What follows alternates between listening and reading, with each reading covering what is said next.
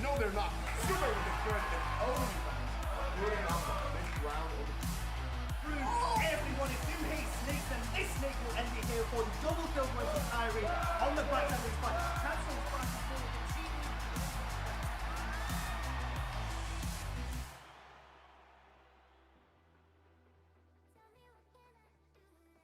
Hello and welcome to University Esports Overwatch 2 2023 Winter Grand Finals. My name is Wiki. I'm here joined by Finn, and what a set we have ahead of us. Yeah, I mean, just both dominant teams that have really just destroyed their way through the brackets. As we've seen, Houston, they just absolutely blitz through, and Warwick dropping into the loser bracket early, but also blitzing their way through. So they are definitely strong teams, but they are both also interesting teams. Yeah, we've seen the Houston Outlaws on stream a few times here. We've seen them running the Junker Queen comp and the Genji alongside it. Warwick we haven't seen on stream yet, but what we do know about him is that in the past they've been incredibly strong, winning a few of the past years, but if not, making at least very impressive placements. This year changing up the team a bit, but they've still managed to crawl their way back through lower bracket to find Houston in Grands here. Yeah, I mean, they've both been so dominant. You've got Houston, made of stone, absolute legend. You've got Junker Queen, but from 2-0, the best Junker Queen in Asia, self-proclaimed, let it be. But on the side of Warwick, you've got to remember that there's some interesting players. Let's call them out of respect. Some of them we've got some info on, and it's a bit crazy. So we'll start with the coach.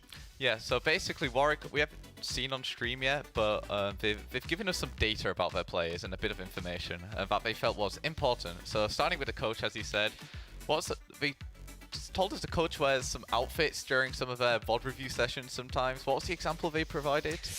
I mean, it's for reasons I probably won't discuss, but it's definitely a cosplay that is unusual for coaching, but I'm sure it really brings the team together. Yeah, I'm sure the morale rises. We'll see the bracket here. We'll continue more about the Warwick team later.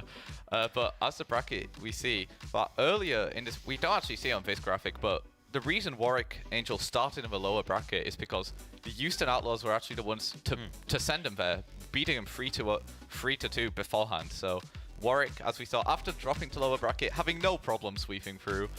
UNESCO gave him a bit of troubles taking him to game 5, but other than that, it seemed Warwick had a pretty clean path to Grand Finals here.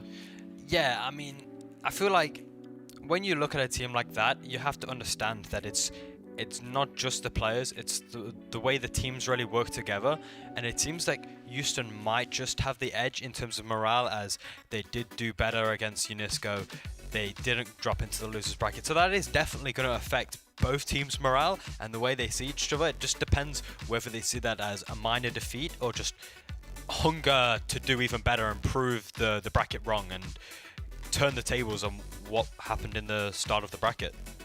Yeah, getting beaten by a team to climb all the way through the lower bracket, that's a lot of games you have to play to meet your round 1 opponent back again. The reason that happened is because Warwick was, I think, expected to get first place here. They were seeded, or at least winning a few top seeds, whereas Houston Outlaws were one of the lower seeds actually. So at the time it was considered an upset, but since then we have seen that the Houston Outlaws are incredibly good team and obviously swept through the rest of the bracket. And that should hopefully mean that this best of 7 we have here will be an insanely fun match to watch. Yeah, they're definitely an amazing team. So let's take a look at some of the players on the team, because they have definitely not let us down with the performances.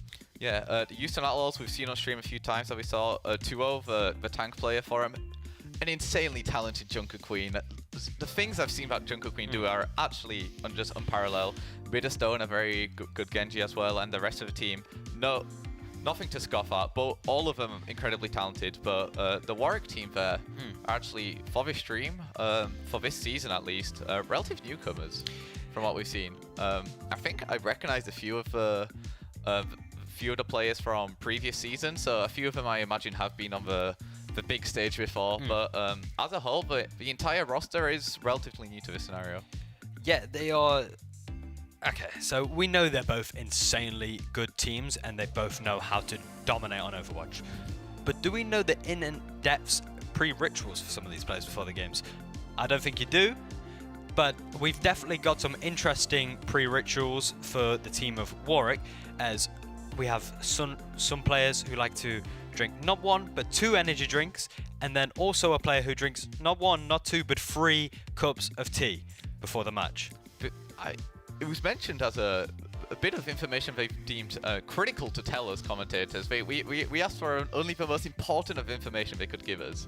And they gave us the choice of that one of the players drinks, 3 cups of teas before the bracket. No specifications on what type of tea or what, so that could vary a lot. A lot of caffeine. Some cups of tea could give you a lot of caffeine before these matches. Some others could just mellow you out, maybe. So if you were the player to drink 3 cups of tea before a match, what would your tea of choice be? Absolutely, it's the classic. It's the Tetley. I mean, Yeah, you want the caffeine. but yeah, it's just. Listen, I won't go in depth to the brands because that's not the key aspect. The key aspect is how you make it. There is some people who do it criminally.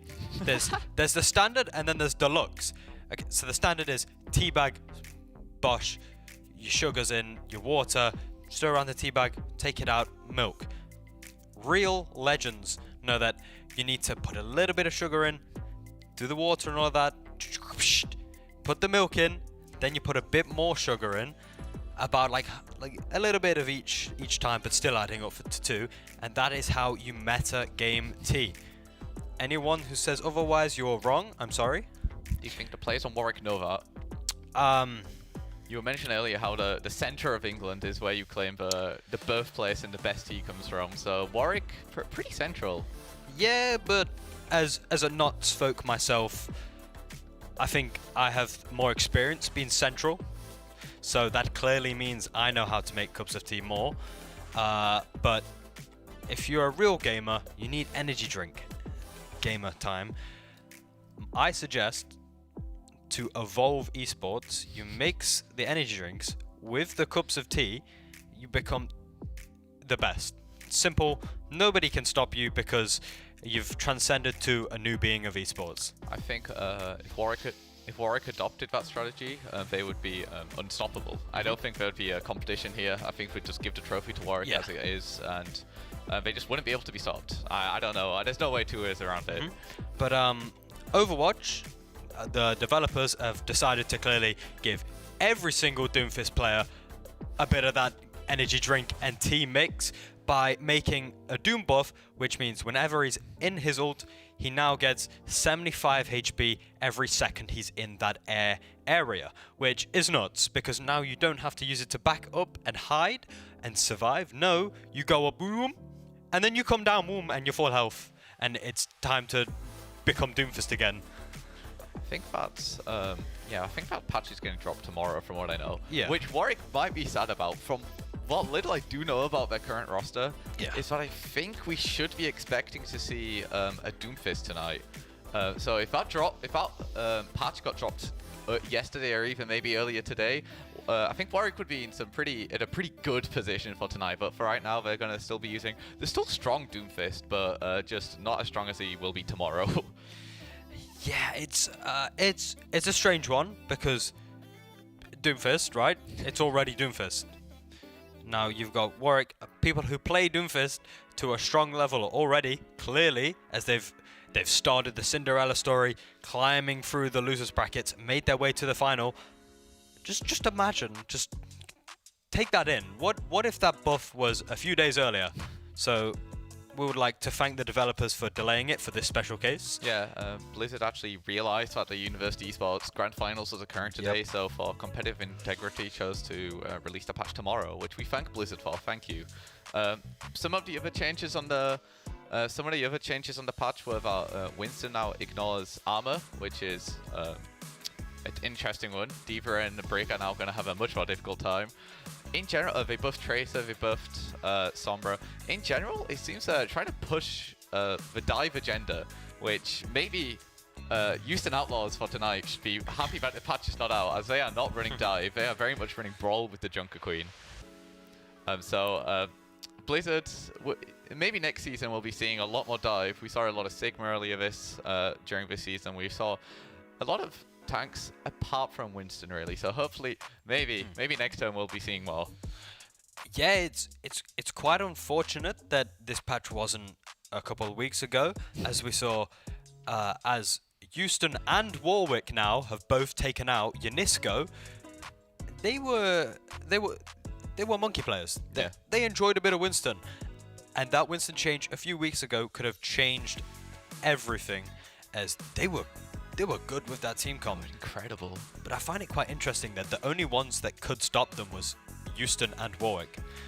That definitely sets up a certain class level. We've both seen them get challenged by this UNESCO side, but the one who had a better record was Houston. You've got to give credit to that. Yeah, Warwick, we saw in the bracket, they were in the lower finals actually playing UNESCO, and that went 3-2, so definitely some opposition shown there. On the winner side of things, I think it was it a 3-0? Was it a 3-1 for the side of Houston? It was definitely, it was not a map 5. I would remember a map 5. Yeah. But speaking of maps, today's a best of 7. We'll be maybe expecting a maximum of 7 maps, but we should be seeing our first pick here, and it is going to be Lijiang Tower. Now, for the past few weeks, we've seen a lot of Ilios, and we've seen a bit of Lijiang, and now we're going back to Lijiang. I think it might have been the highest seeds pick, so I think Houston Outlaws picked this map. Yeah, I believe so. Lijiang Tower, definitely an interesting map because it does have a lot of core brawly team comps on certain areas of the map and certain aspects. They can perform really well, and then on certain areas on the map, it's all about quickness and dive and taking that space and maybe controlling the bridge. Who knows? Can you block the TP? But it's always an interesting match to watch because of how versatile it is and the way that team comps work, which I think it's a perfect match to start this series off.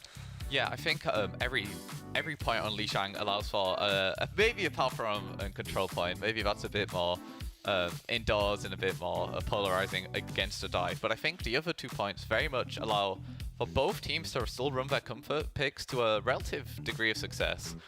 So I think it's a pretty good pick from Houston Outlaws, especially because the other maps, Ilios and the others, might have been favoriting to dive a bit more, whereas the Junker Queen and the Brawl going to be right at home here on Lijiang Tower. Yeah, I'm really intrigued to see how these two team comps work against each other. As we've seen, Warwick, they do favor a bit of the Doomfist, but the Junker Queen on the side of Houston, they can be very, very interesting to watch matchups, especially on a map like Gardens, as Junker Queen can be so powerful if not shut down. Likewise Doomfist, but they both have a strong way of shutting each other down. It's who can hit that skill shot, who can shut the other counterpart down quickest, really, and that's what it's going to come down to, especially on a map like Gardens. But the Junker Queen is going to have to be slightly more careful of that punch off the bridge, because we all know that's instant sad and you're out at that point, which nobody wants to see. You don't want it to happen to you. We've seen, speaking of following up the map, we saw, I think, a lot of Lucio from the Houston Outlaws. So again, we were highlighting the tank player and the Genji, but both of the supports and the third DPS were also incredible standout plays. There's a reason they beat Warwick the first time they encountered. The supports and the Lucio specifically I saw making a very big impact for the Houston Outlaws. I think it might have been Tequila on their side playing the Lucio and the Brig. And you saw, especially in the last set they played, both Lucios were very active. But the Lucio on the side of the Houston Outlaws was just active and not dying in the process and getting a lot of value and finishing a lot of eliminations off. So on Lijiang, hopefully we'll be seeing a lot of that. Personally, Lucio player, I love to see Lucios winning. Yeah. Reddit Lucios is my people over there. I gotta see my representation in these finals. As much as it might not be the smartest and it's a little bit risky and stupid, especially in these high value scenarios and high risk, please, I just want to see one Lucio roll out for a triple boop off the bridge. That's all I'm asking. Then you can go to play seriously. Just please, the highlight will be phenomenal and you'll cement your name in University Esports history. Imagine you're here in University Esports Grand Finals. It's Ilios map 1, and the first thing you do is get a triple boot. I think the momentum you'd carry with that, I think you'd win on the spot. So maybe we don't want that. We don't want anybody winning. We want to see a map 7. We've seen a lot of map 3s, map 4s. We didn't see any map 5s in the past 2 weeks on the broadcast, so hopefully this should be... We saw that the last time these two played, they went to a map 5. So we're expecting a very close and competitive match. And with more maps available up to map 7, that's a lot more data to collect. That's a lot more different maps you can see and a lot more different styles of comp you have to play. So hopefully that should, especially with losers picks, show us be very competitive. As you imagine it, the loser of every map would pick the map they're good at next. Yeah, I'm definitely interested to see the different maps that are going to be picked and how they all interact with each other, because this time it's not a, oh, if it goes to 3-1, we get a 4th map. No matter what, we are getting a 4th map, which means all the game modes are going to be played, which is nice because that's not something you'll always get, and it's always interesting to see how teams go against each other and how that reacts with each different game mode. But as we're going to see, hopefully we see a lot more maps, and we're going to be learning whether we see a lot of maps very, very soon, as we're going to be heading straight into the game any minute now. I just want to see a good game here. Really, we've been doing these past few weeks. We've been playing. We've been watching it so much. We've been seeing some storylines develop, and it's all going to culminate here in the grand finals of the event. As we see the Houston Outlaws opening with the comp we saw last week and the week before that, the Genji, the Junker Queen, the Brawl in general. Tequila on the Moira. We'll see if he sticks to that, but on the side of Warwick, we see Ball actually. Ooh. Ah, never mind. Baiting us a little bit. There's the Doomfist we were expecting. Cheeky bait and switch. Okay, so both teams are opting for the TP off spawn, which is nice. Made of Stone on that classic Genji straight away. I'm really intrigued to see how this Andreas Doomfist is going to interact with the Junk Queen here. It's going to be quite hard to find value unless taking a big risk. Yeah, I'm very much looking forward to it, just because it's also just, we've not seen it yet. We saw that they've been the only team to take Houston here to a map 5, so they must be a certain caliber of play. Yeah. But as we see the first point, Houston Outlaws win it. Warwick Angels, Andres trying to get in there with the Doomfist and just getting pressured out a bit. However, right there, catching Hovey out of position, getting the Lucio early, but the Mei dies in return. Yeah, it's definitely a very stable and nice start from Houston Outlaws, a set from Hovey on the Lucio, taking a little bit of risk there. I think a little bit of miscommunication there going. Warwick, the backline dropping low, and Andres holding forward, maybe seeing an opening to try and get a pick and just pick somebody off early before the fight could begin, but they end up falling and the fight resets. But Andres actually, such an aggressive Doomfist here. Going in, getting damage, jumping out, not dying for it. Got to build that up. Yeah, it's definitely a lot of risk, but as you said, Doomfist is booming the ult charge very, very quickly. But is it providing enough stability for the team on the side of Warwick? And it doesn't look like it, but Andreas getting a kill on Made of Stone, and that's a big pick there. There's that Doom ult, but it doesn't get anybody. Made of Stone and Saki DPS line of Houston Outlaws falling. The Sojourn here trying to get the Junker Queen, falls, but gets traded out in return. Sadly missing a few of the shots there. Lucio manages to make out. Getting chased. Will he make his way out? Lucio, so slippery, and manages to get out. But the point flips to the Warwick Angels. Yeah, I mean, that was a very strong fight. It didn't look like Warwick were going to take that for a while, but they just managed to edge out a few extra picks, especially from that Doomfist at the start of the fight, taking out both the DPS straight away. It definitely had its impacts and swayed the fight. We see the Mei ult be committed here. Entirety of Houston Outlaws managed to make it out though, so nicely navigated out of that Mei ult. Tequila a bit out of position, but the Kiriko managed to teleport out.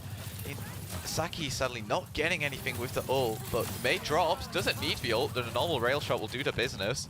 And that is the first pick going to Houston Outlaws during this fight. I mean, what a smooth rotation from Houston Outlaws there. To be able to avoid the Blizzard World, not Blizzard World, the Blizzard, and rotate straight to the point. You've dodged an ult, made Warwick rotate themselves and give up the good space, and now you've claimed the point before the fight's even started. You've completely switched the sides with just one swift play of good movement, and then they've ended up winning the fight, especially now they've got ults ready. Yeah, but that's a very important win for Houston Outlaws. If they win this fight here, they might just win this point. Ults get committed, Made of Stone gets one, gets two. No. Manages to get free, rolling over the opposition, goes onto the point, and just gonna have to clean up the Doomfist and Mei here, or trying to contest for overtime. I mean, just such a strong blade again from Made of Stone. Really, really pumping in that damage when it's needed. Nothing's changed from last week. We were identified that every blade that Made of Stone has just has an enormous impact. And again, just cleaning up the fight there with an excellent display of what we should be seeing for the rest of this map. Yeah, I mean, Houston Outlaws did a really good job there of maintaining the space that they wanted and pushing themselves and rotating at the exact right times to get into those spots when they needed to. Obviously, amazing team play skill, amazing personal skill, but that's not the beauty of it. Like, any team can come into this competition and perform like a ranked player, but when you start playing like an actual esports team, that's when you see beauty like that. Being able to dodge that blizzard, get onto the point, and farm those ults while getting percentage is just such a big just gap in gameplay and just absolute knowledge, and it just really takes them to that next level of team, and it's really what punished Warwick there, but I'm intrigued to see how Warwick return the favor. Yeah, both teams again just teleporting out of spawn, getting here, fight in the open. No change in comps really from what I can see. Both sticking to their guns, sticking to they know what they're good at, and hoping that Warwick, at least in this case, hoping that it will play out differently on this point. May gonna be backing off. The threat of the wall here is so scary, but actually, in Ice Block, you can try capitalize off of that, knowing that the May is vulnerable, but Kiriko saves her! Quite out of space there. Made of Stone is definitely showing that they are not afraid to fight a 4v5. Yeah, nobody turning behind, identifying that the Genji is just picking at the backline. However, Warwick Angels seem to have got a few more picks after that initial one, and the first point will go to Warwick. Warwick did a really good job there of shutting down the Junker Queen so fast and being able to zone them out of being away from their team and just taking out the Junker Queen, and then playing the fight a little bit slower from there, a little bit more careful, just so they can clean up themselves. They know the tank threat is gone, so they can slowly take that space in the point. Yeah, Warwick, incredible play from the Kiriko, Micro Yeti, identifying that the May is about to get targeted because it was out of an ice block, but the Bell saving the main in the end. Will they save the Doomfist here though? Coming in and getting a little bit more than anticipated, taking a lot of damage, but manages to jump out, and Mail is committed, but May dies in the process. I think that's a win for Warwick. They've got too many. Yeah, it was a much better use of Blizzard this time, not just for the kills aspect, but for the zoning. That you've just completely cut off one entrance and the wall just absolutely zoning both teams out of the fight. It's really separating the teams. Just whenever one team shows great team play and spatial awareness, it's what's winning the team fights. However, they did commit 2 ults to win that fight, and Houston didn't commit anything. So Houston now going into this fight with the advantage. Blade is popped, but Belly's burned, gets one. Kiriko manages to take away avoiding, but doesn't die to a Doomfist. Gets stunned, and actually the Doom ends up getting it. Junker Queen ult is committed. Now it's Houston's time to click the Q button. Break comes in with Rally. It's such a scary thing to be staring down. That stun is still available to the break. Keeping themselves in it. Lucio B is committed. Saki gets 2. Keeping Houston in this fight, trying to flip it into their favor. Kiriko falls. It's just for Doomfist remaining. Gets 1, but will he be able to fend off 3? I think May has returned into the fight as well. So Warwick still having an incredible stall here, and they've got to 99%. It's going to overtime. Looks like Warwick are going to give that. They know that they can take their time here. They don't want to feed ults. It's 99%. They can refresh together and go straight back in. Look at this! Doomfist going so far to get Sasaki. If Sasaki was still on that Sojourn, it might have been a different story there, but having swapped over to the Echo, it seems, just flies away. Yeah, it's such a dominant performance now from Warwick. This is definitely their map, and they're utilizing space so much better. Made of Stone being taken down, so does Hovey. Houston Outlaws here have 0 ults. Is there anything they can do to combat this? I don't think Kiriko will be able to touch him. We're going to a point 3 here on this map, and that means we are going to Gardens. Now, Gardens, incredible map to be watching here. The 2 comps playing very differently. Houston Outlaws going to try get onto point and keep it. Junker Queen obviously with the shotgun, with the axe, they're going to have a incredibly fun time on the point. But the question is, will they reach it? Warwick here with the Doomfist going to be able to do a very good job at defending the bridge and the other entrance to the point through the White Room. So I think if Houston get onto the point, they should be having a good time, and Warwick's objective here should be keeping them off. See, what I'm interested in here is we do have the Hovey on Lucio. Maybe they could get a rollout here, maybe stop the TP to slow down Warwick, if that's going to be sticking onto the Symmetric. No, the Symmetric gets switched out, it's just an early TP. But Andreas already had the bridge ready. Yeah, Houston here correctly identifying that they should be going via the side room and not via the bridges. But May burns the ice block early, the knife connects, and the rest of the team goes on it. But again, the Kiriko is such a clutch bell to save the May in that situation. Yeah, Houston really are just struggling to hold the space in these very tight, closed off areas. It's like they're struggling to show the stability in their team comp and be able to watch out for that May and the zoning capabilities. The Kiriko, they're forced to use a TP to manage to catch with the Jungle Queen. It's showing that they're not really capable of being in this scenario. It's alarming, but it's definitely not the worst thing in the world because they are playing really well together. Yeah, Houston got the first pick there, but despite that, I think the May they just stayed alive long enough to pick off individuals. We saw Beta Stone struggling to wall climb away, try reflect the May, but obviously it doesn't work like that. So the May putting a lot of work in that fight for the side of Warwick. Yeah, it's interesting. I'm not too sure about the Echo pick, but it does seem that it can be countering these other teams and do a lot of damage here. Especially when that ult comes out, being able to swap to Doomfist, and you're going to have such a big threat about you, and to be able to take so much space. But oh no! 2-0. 2-0 fault. Yeah, Kiriko ult is committed in that fight, and the rest of the team just no other ults committed. Just using the increased fire rate to just delete the Houston Outlaws from that fight. Yeah, I'm really intrigued to see how these ults are going to come out from Houston, because it seems like they are struggling in the team fights where they're not using ults, and they are getting outmanaged with their ults. They're losing these team fights, and Warwick do still have all their ults but the Kiriko rush. So they do have a big threat here entering this team fight. May gets low, Doomfist jumps in, all the movement committed, so maybe could capitalize off of that, but the May wall separating the Genji there for a bit. Echo ulting, getting out of a tricky situation with that one, buying another life. Doomfist is copied. Will the Doomfist cult come out? I don't think it's needed. Just CCing the Brig alone is very good value to be getting out of his copy.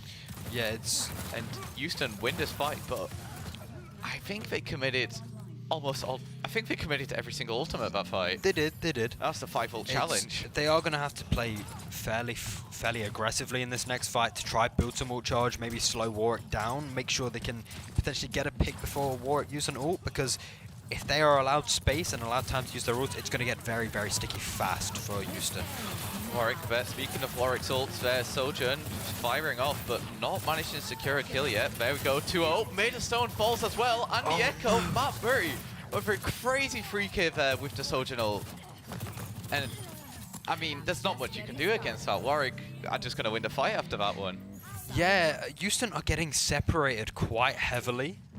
And then it seems like the Junker Queen is getting left alone and then bullied on that point. But we have seen the Junker Queen swap to a Doomfist here.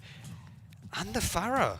Yeah, well, interesting. An entirely different comp coming out of Houston. Nothing that we've seen before from them. They just go straight onto the point through the window. Warwick not maybe actually prepared for that. Not having seen the 2-0 Doomfist before, so expecting everybody to go via rooms. But 2-0 falls, gets a lot of people low, but not low enough to make a difference, it seems. And Warwick, again, just clean up the fight, and Houston's going to have to try rush to this point to touch it. Yeah, I mean, just an amazing map 1 from Warwick Angels. Being able to turn that around after losing the first round so quickly and so cleanly. It just seems like in that last fight, Houston, they started to turn around. They started to get players low and they started to do damage, but it seems like they just got a little bit greedy. The Doomfist pushing out there and getting caught out, and then the Genji hunting for the Kiriko kill and getting taken down. It just seems like they could have stabilized and known that they've done that damage and take the point and be happy with it. Yeah, that was, we have to remember as well, that was the Houston Outlaws map pick. They chose to go there. I think the reason was that the control center for server one was basically a guaranteed win for them. Yeah. And they did win it. Brawl is just such a strong point, just a strong comp to be playing on that, and they seem to be very confident with it. We saw very good rotations from that team at that point. And then from there, they only need to win one more to win the map. Yeah. But they didn't. Warwick managed to win the other two with the Doomfist comp, and it just the map pick didn't go as anticipated. We'll be seeing some replays here, the best moments on that map. And I'm gonna this point we're gonna be seeing a lot of there we go. We're gonna be seeing a lot of Houston Outlaws play. Made a stone there with the insane free K, 2-0 as well, just being a beast. Best Junker Queen Asia, self-proclaimed. But on this point here, and for the rest of the map, I think Warwick just were in the driving seat the entire time. Yeah, they were just such a dominant force, it seemed like, in these closed-off areas where you have to be inside the room. It seemed like Doomfist from the side of Warwick really shined there at pairing with the Mei and cutting off players from Houston, just doing so much damage and restricting the fast kind of dominant play that they wanted to play, and it seems like they weren't able to adapt. But I mean, just such amazing plays from both teams, especially. I want to highlight Micro Eddie, the Kiriko on the side of Warwick during that map. There were so many moments where 2-0 for Junker Queen was just running in, had basically a guaranteed kill. Saw the Mei had burnt wall, saw the Mei had burnt ice block, and it was like, alright, this is what probably called comp to the team. We are entering, we are pushing, this Mei is free. But just the Kiriko, every single time, just had Bell off cooldown. Incredible usage, just cooldown management there.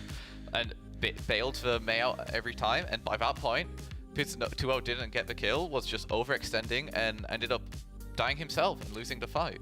Yeah, it was definitely a strong game for a lot of players there. It seemed like maybe Houston were lacking something, the spark that maybe Warwick were lacking in the first map that they were able to reverse. It just seems like they're very contextual teams. They are both so good against each other and so good in general, but when they're forced onto a map that the other team shines on, it seems like they're not able to adapt and overcome the bearings that come with it. Yeah, we saw a comp change on the third point there at the very end, 2-0 swapping off of the Junker Queen, which I don't think we've seen happen at all yet, onto the Doomfist and the Pharmacy coming out as well. But it shows signs of adaptation, and potentially in the future maps we'll be seeing more variety in comps, but also maybe that they're a bit scared of Warwick and don't feel comfortable running that team they're usually running, and getting a bit out of their comfort zone. It seems to have to try challenge Warwick here and adapt. But last time it went to map 5 and Houston Outlaws came out on top, so we're definitely not out yet. We're in a best of 7 here, so a lot could still happen. And I just want to see him on the comeback. Yeah, so we both know what map's going to be next. Well, what map type, I should say. It's hybrid. And if Houston are looking to make a comeback here, what maps on hybrid specifically meet the demands of a fast-paced brawl team where a few players can get onto the high ground? If you ask me, I would say King's Row. For any question, I'd say King's Row. But for that especially, I'd say King's Row.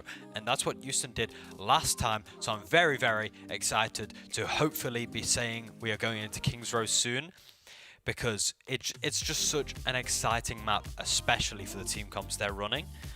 They can really just clash into each other really well and create such interesting team fights. Yeah, we'll be seeing the maps here, I hope, soon. But yeah, I agree with the King's Row. We've seen that they took it there before. And there it is, King's Row, the old classic. Houston Outlaws, yeah, last week I think also managed to drop map 1, but ended up going to King's Row. And they had a more difficult time than anticipated. The high grounds on the first point especially. On their team, only Made of Stone is the only real player who can contest the high ground. So the rest of the team kind of struggled, but eventually they made it through the first point, and it's King's Row, it's Brawl, it's Jungle Queen, but you're going to have a good time. And I just want to see what Warwick are going to pull out here. We saw that Houston are not unbeatable on this map, so maybe Warwick will identify the win condition and contest those high grounds. Yeah, as 2-0 told us in the interview a couple of weeks ago, they they're a strong team and they know the rotations well, as we saw. But what they struggle with a little bit is helping peel for the team when they're getting dominated from the very fast teams and the high ground based teams, as 2-0 can't really do too much on the Junker Queen for countering that, but they are a team that knows each other well, and 2-0 does what he can to prevent the backline by being punished, by forcing point and forcing that brawl as quick as possible, and that's how they ended up getting the point a couple weeks ago when they went against a team that really made them struggle. Yeah, it worked especially well with Junker Queen, because that shout just allows you to suddenly gain more HP and just run onto point. You can...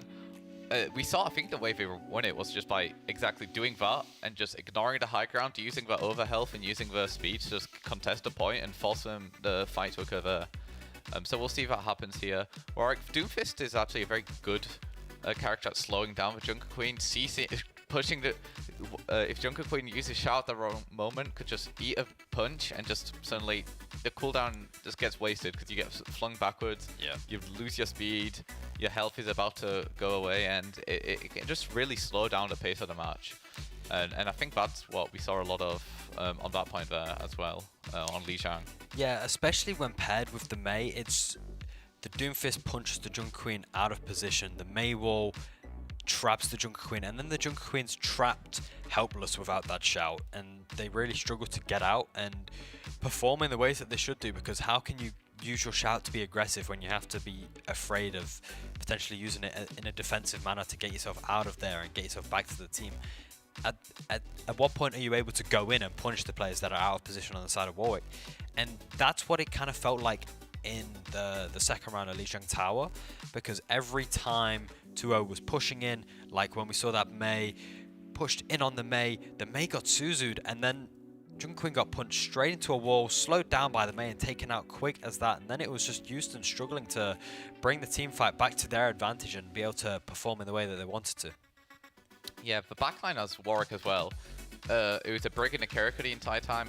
Both incredibly strong picks into this scenario. Kiriko, obviously, we saw the direct contribution to the fight is just a Suzu to save people. But in general, Kiriko's single target healing is very good, so a Mei gets targeted. Kiriko can just bail him out of jail pretty quickly. Brig as well.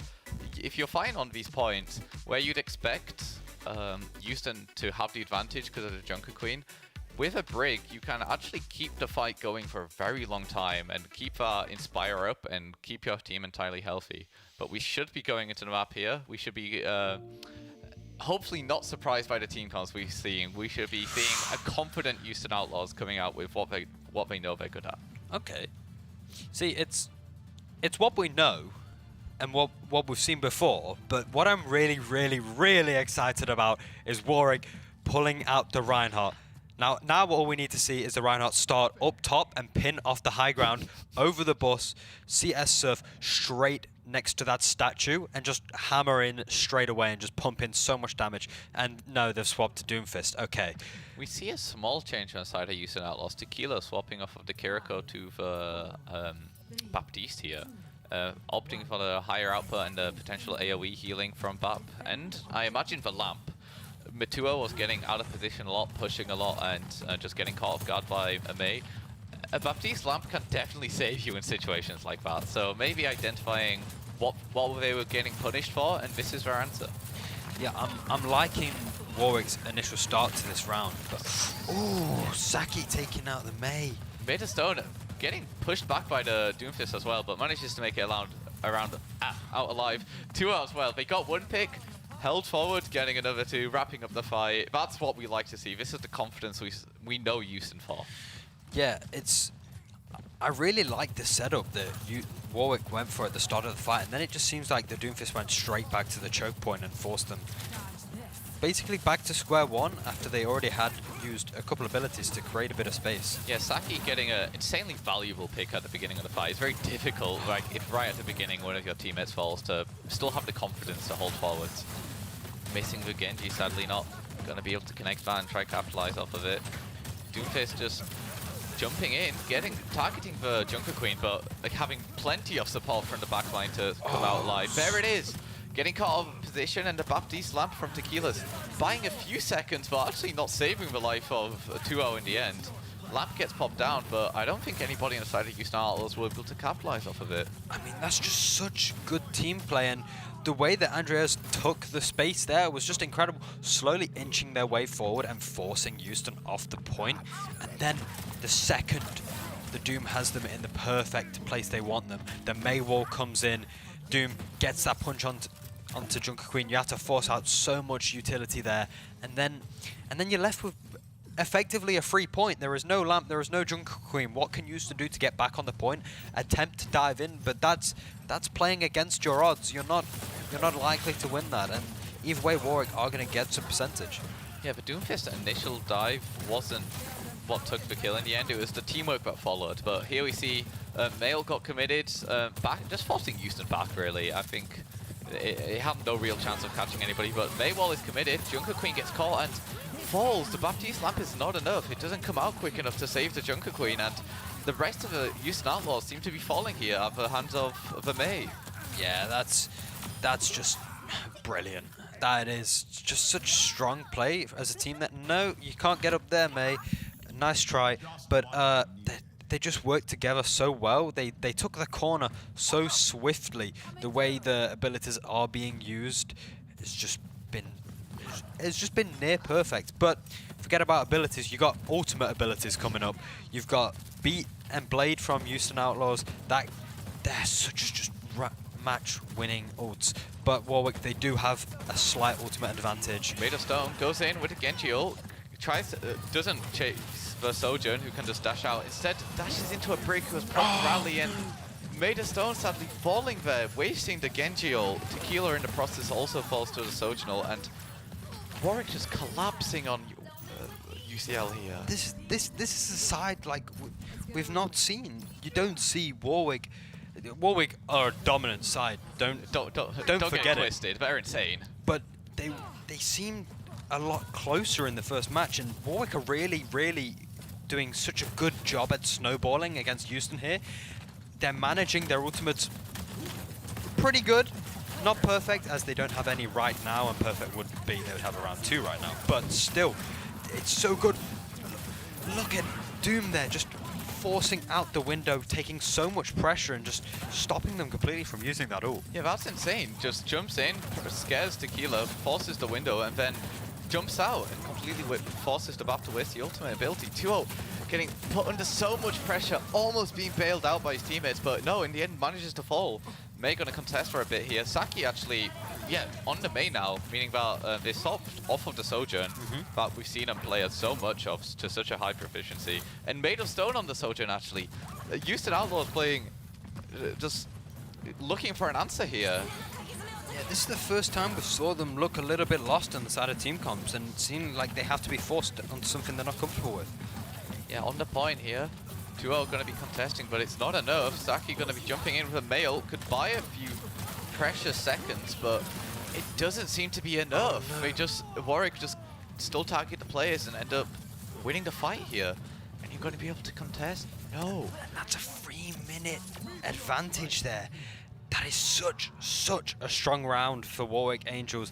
They've done such a good job there at keeping their momentum, almost having those ults up at all times, at baiting out the ults from Houston, managing their space well, letting Andres take a lot of the damage, jump in, jump out, and now they fight.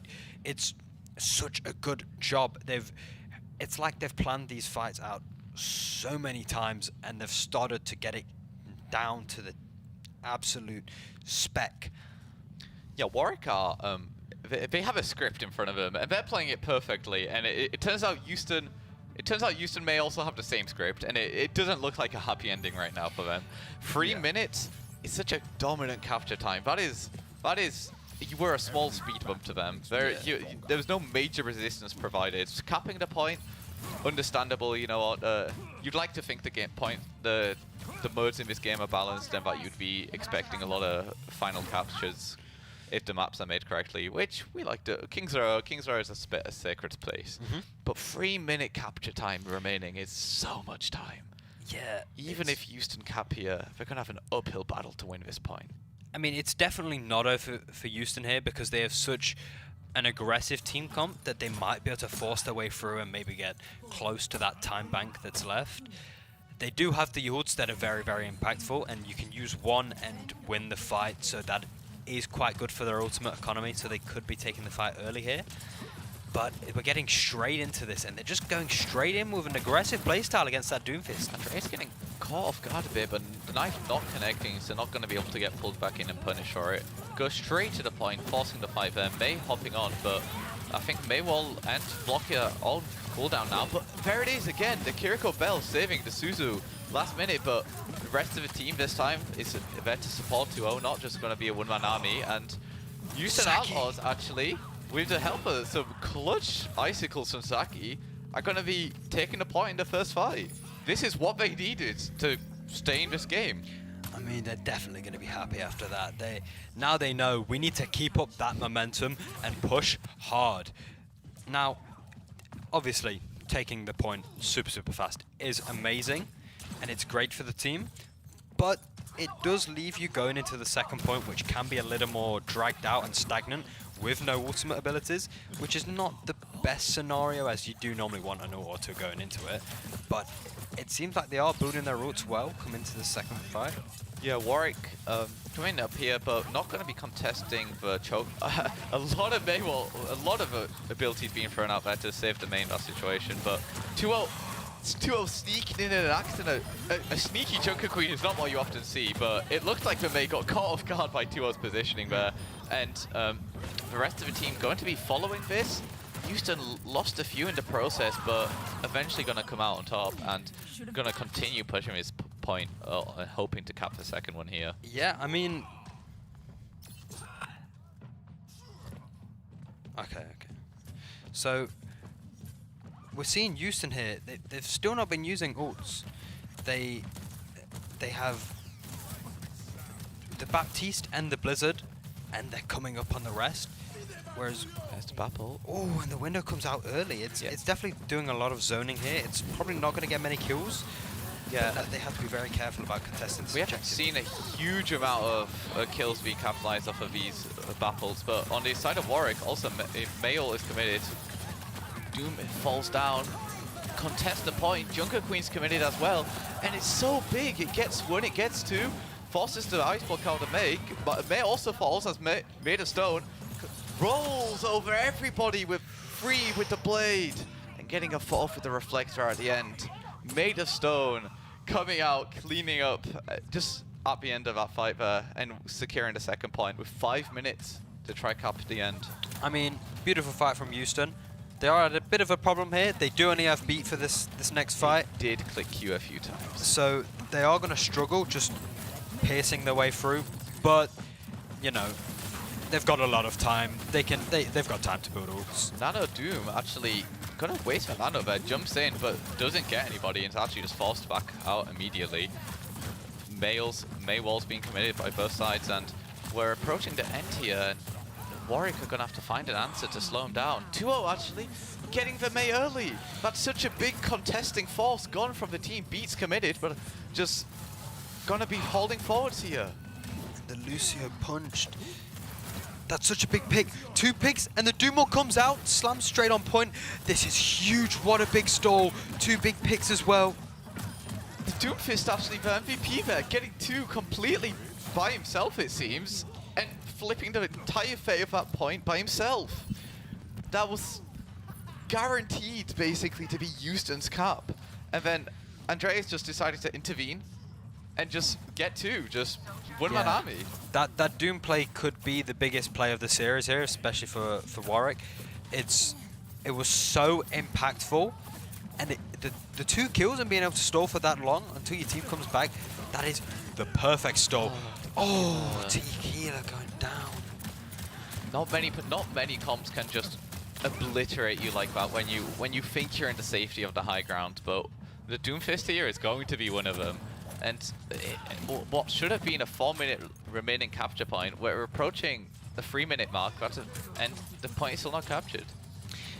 Yeah, I mean, what a turnaround. It seems like Houston have sort of lost their momentum, which is exactly what Warwick needed to do. Kiriko gets committed on the side of Warwick. But Mayo on the side of Houston, so much value, forces so many abilities out. Not freezing anybody, but 3 are hit with the Junker Queen. 1 falls, 2 remain, but Warwick are just slowing down this fight, which is perfect for them. The Maid of Stone Blade is ready though, you do have to be careful for that in this next fight. But it's not going to be appearing. 2-0 fell, and yeah, you got to back out at that point. And now Warwick, no matter if Houston cap or not, we're going to have less time than Warwick did, and capping at this at a slower rate. Yeah, I mean, you've got to give Doomfist credit there. Just one more time, they've just absolutely worked wonders for Warwick. It's incredible. They do have to be careful here because they do have a lot of ults, but none of them directly combat the Blade as such, and that can be dangerous. Blade on side of Warwick and Houston, actually. We might be seeing a sword fight during this point. But Warwick, actually, there we go. 1 sword out of the equation. Maid of Stone popping the Blade. Watch out for the point. Soji on the high ground. Doomfist falls down, but doesn't get anybody. Kiriko low, no abilities, going to die here. Just Doomfist remaining, and Houston managed to cap. 2 minutes left in the time bank. That's pretty good. It kind of hurt when it could have been 4, but yeah, no, 2 minutes. For what? For the attacking side that Warwick had with such dominance to cap away 3, Houston finishing the match with several minutes remaining is more than I was expecting. Yeah, I mean, it's definitely a good time bank to have. I'd always be happy with 2 minutes after that point, especially when you have a rough start like that. It's, you know, they've got to give themselves a pat on their back. They've kept their mental up, they've kept their teamwork together, and they've stayed strong, and they've managed to get a good time. Yeah, especially in a grand final situation like this, when you're in a best of 7, you need to keep your head in the game. Yeah. You slip up early and you can just get 4-0'd, and without even realizing. You need to keep your head in the game. You need to keep concentrate on what's important, which is, you know, the grand finals that you're currently participating in. For Warwick, as a team overall, familiar to this situation, but for a lot of players on the Houston Outlaws, where this is their first time in a scenario like this, it's going to be a lot for them to keep their eyes on the goal the entire time. Yeah, I mean, got to give credit to Maid of Stone there. Such a massive threat. Ooh. Whenever Maid of Stone walks in with that Blade, it's such a big scare factor for Warwick. Oh, sadly, I loved the vision from the Ananade, but slightly off center end, just missing the door barely. But it does identify early. Well, this is the first time I think we've seen Anna this series. Warwick did not pull it out on defense first time round. And already getting value. Going to be anti-nading with Junker Queen, but doesn't end up in a kill, and Doomfist is forced to use the resources to jump out. Yeah, the Ana here is building Nano very, very quickly, and that's going to be a big scare factor, especially if you're on the side of attack. You get someone low and they get Nano, that's a big, big threat and potential to lose that fight. Trades on both sides being pulled off. Genji actually there, taking the attention of 2 players completely by himself. Maid of Stone of his high ground here, forcing so many resources out of the Kiriko. Genji tries to contest on the side of Warwick. May gonna threaten him away, and it seems Houston are so close to capping the point. Last minute appearance from the Doomfist here. And a C9! They jump off, let a number in grand finals. A C9 to lose the point, and Houston capped the point with time remaining, and now just have to push the payload as far as possible. Yeah, the big pick on the Genji, it made it seem like Warwick were going to turn it around there, especially with the Doomfist cameo jumping straight in. But then getting booped off, I think it was a hook off with the knife, which really changed the tides, and then they captured the point, and then it didn't matter about winning the fight. Your spawn point is right there. You're set up for the second point. You're ready to go in, and that is such a big capture for them here. To be able to get onto the second point regardless, it means they can at least win, right? When it comes to defense, it's not be all and end all first point. Houston approaching a lot of ults here, and only 15 seconds of time bank left, so if they want to win this fight, to push this as far as they can in overtime. But Warwick want to end it here and now, get it popping Banana on the Doomfist, but actually doesn't get a lot of value. I think forced to back off, tries to push in a little bit, but the Junker Queen just going to exert so much pressure with that knife. That's not going to allow anything more happening. That's such a big pick. They have to be very, very careful here. Oh, Maid of Stone. Another 2 for Maid of Stone, getting a third. Doomfist all committed, but just to contest it seems, not really going to get any kills. Warwick popping a Genji ult of her own, but not getting the value Maid of Stones did, and Houston Outlaws staying this fight. Overtime respawns triggering now, so Warwick are going to take a while to get back to this point. Yeah, they did get a good couple of picks here, so if they can make it back, it's going to be a bit of a scrappy and rough fight. So they have to be ready for anything and everything, especially that Mayo that's going to be coming out. Maybe it seems like they're not going to try touch. Oh, and Doomfist gets back so quickly. The Blizzard comes out. We're going to try secure the second point here. Oh, not another. Oh, they cap it. They're at part 5. They got the second point during that fight there. Yeah. Tequila popping the Briggle as well, going to increase the survivability of Houston tenfold. And nobody's died yet, but all of Warwick is low. Matt Murray with the Sojourn ult here, going to be trying to pick away from a distance, but not managed to secure a kill quite yet. Grail is gone as well. Made a stone, 2-0, getting 2. Yeah, what a performance from the Houston Outlaws in this overtime push here. In every scrappy fight, they're managing to find the opening in the end and clutching it out for themselves. I mean, that is exactly what Houston Outlaws team comp is made for. The Brig passive healing, the Lucio passive healing, the Mei ult and the Mei wall can contest and do so much spacing and help for the team. You've got the Junker Queen Xiao. It's such a core-based team that can keep each other alive. It seems like they're made for overtime. And now they're entering six-point cap territory, and Warwick really have to get ready to do something big here. Made a stone going to be trying to get the ultimate here, maybe try to end the map here and now, but Doomfist ult on the side of Warwick gets popped, forces the Meg block out, but not getting kills. Brig is so low, trying to ice wall the Sojourn off as well, and the Brig falls. Survivability of Warwick is cut in half. Made a stone, pops the ult as well, gets one. I think the rest of the team getting the rest, and Houston Outlaws in overtime actually managing to cap the point completely and giving themselves 6 points here. Wow, that is such a huge round. The way they've been able to stabilize together and really mesh as a team and stay together that entire time with little to no slip-ups, incredible. They get towards the end of the third point and they've got 2 free ults ready. They're ready to let them rip, do so much damage. It just seems like they were entitled to win on this map. But obviously, we saw them do that in 2 minutes. Warwick, they're a strong team and they're very good at carrying the momentum with them. It's definitely doable. They can definitely win this, but it's going to feel like an uphill battle and they're going to need a lot of mental strength here, especially on the first and second point, until they've convinced themselves they can win this to really fight back. Yeah, suddenly after all of that, Warwick had one on the back foot here, despite initially having more time in the time bank. Houston Outlaws using the overtime perfectly to capture the point at the end there, and Warwick are gonna be the ones to have to use their time to do the same thing. 3 minutes is a lot of time, but to push it to the very end, you have to enter overtime at some point, and at that point, if they lose one fight, they just lose this map. And if they do cap it again, oh, we're in for a fun King's Row. I mean, we asked for long matches and close matches, and we're getting it. It's been delivered. Doomfist there gonna take so much damage immediately. I imagine that's a Mei headshot intervening there.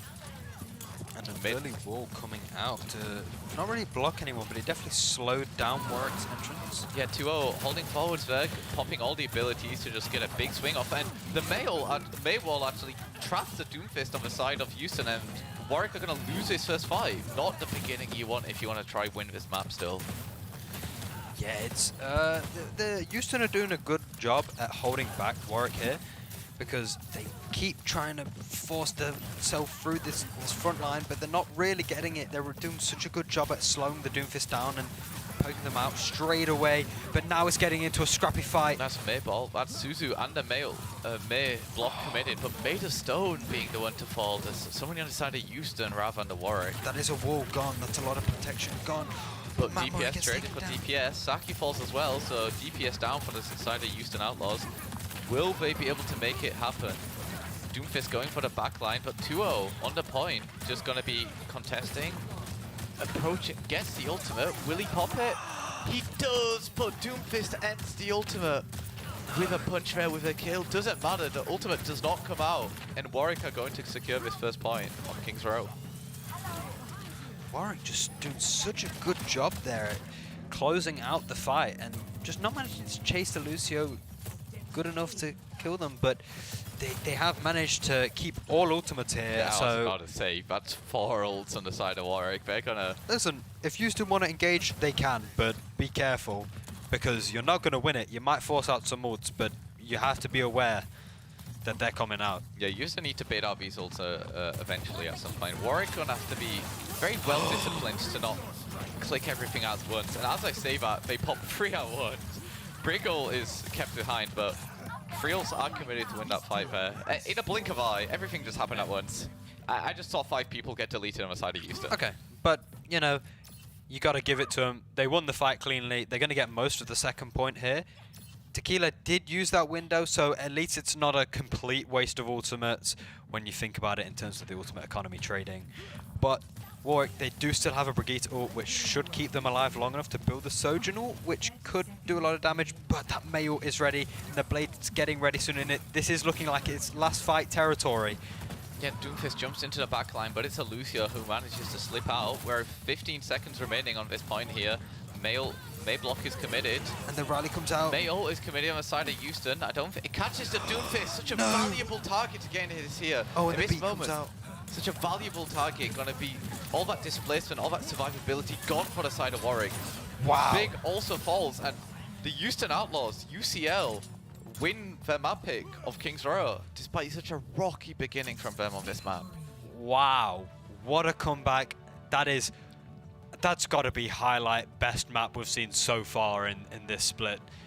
Just such an incredibly close map, and dominance just shown all round. It's just absolute, no one ever gave up. It seemed like both teams thought they were going to win the whole time in that game. No one seemed to doubt anything, and it's just such a strong Blade kill again, made of stone, class. Insane player, but that was what Houston wanted, despite losing the first map, going behind such a big deficit on King's Row. I'm impressed that they kept their mental in the game. Yeah. Me personally, my ranked games, I'm gone. Yeah. I lose that game right there and then. But these guys are better than ranked players. They're a team. They play together. They've got coaches.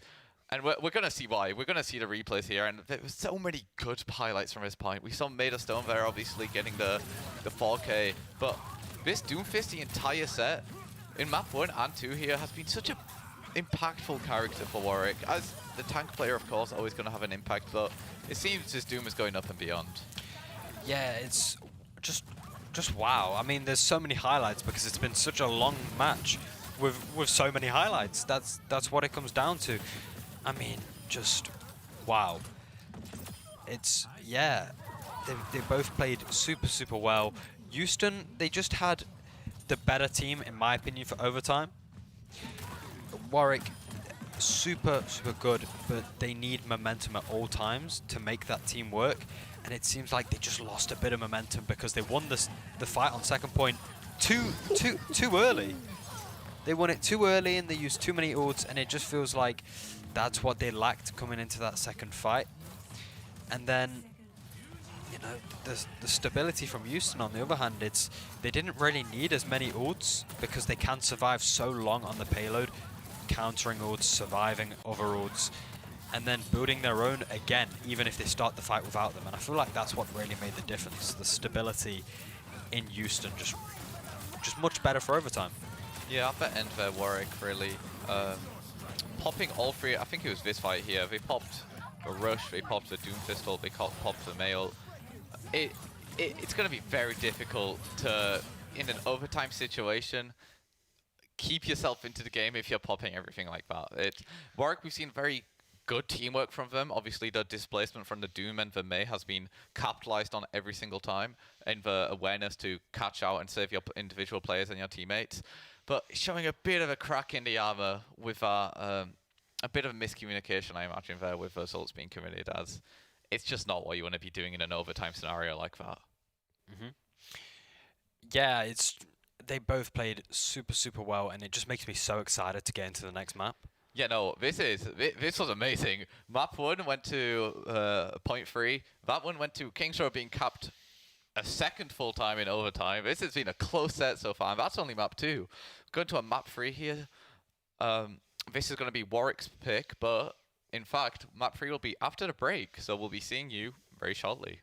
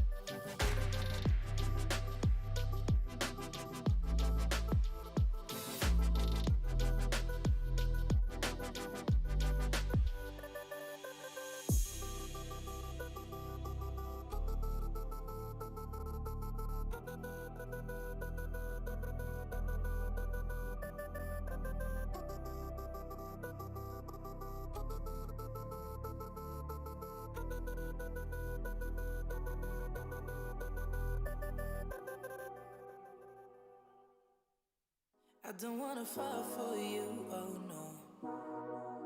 But you make it so hard.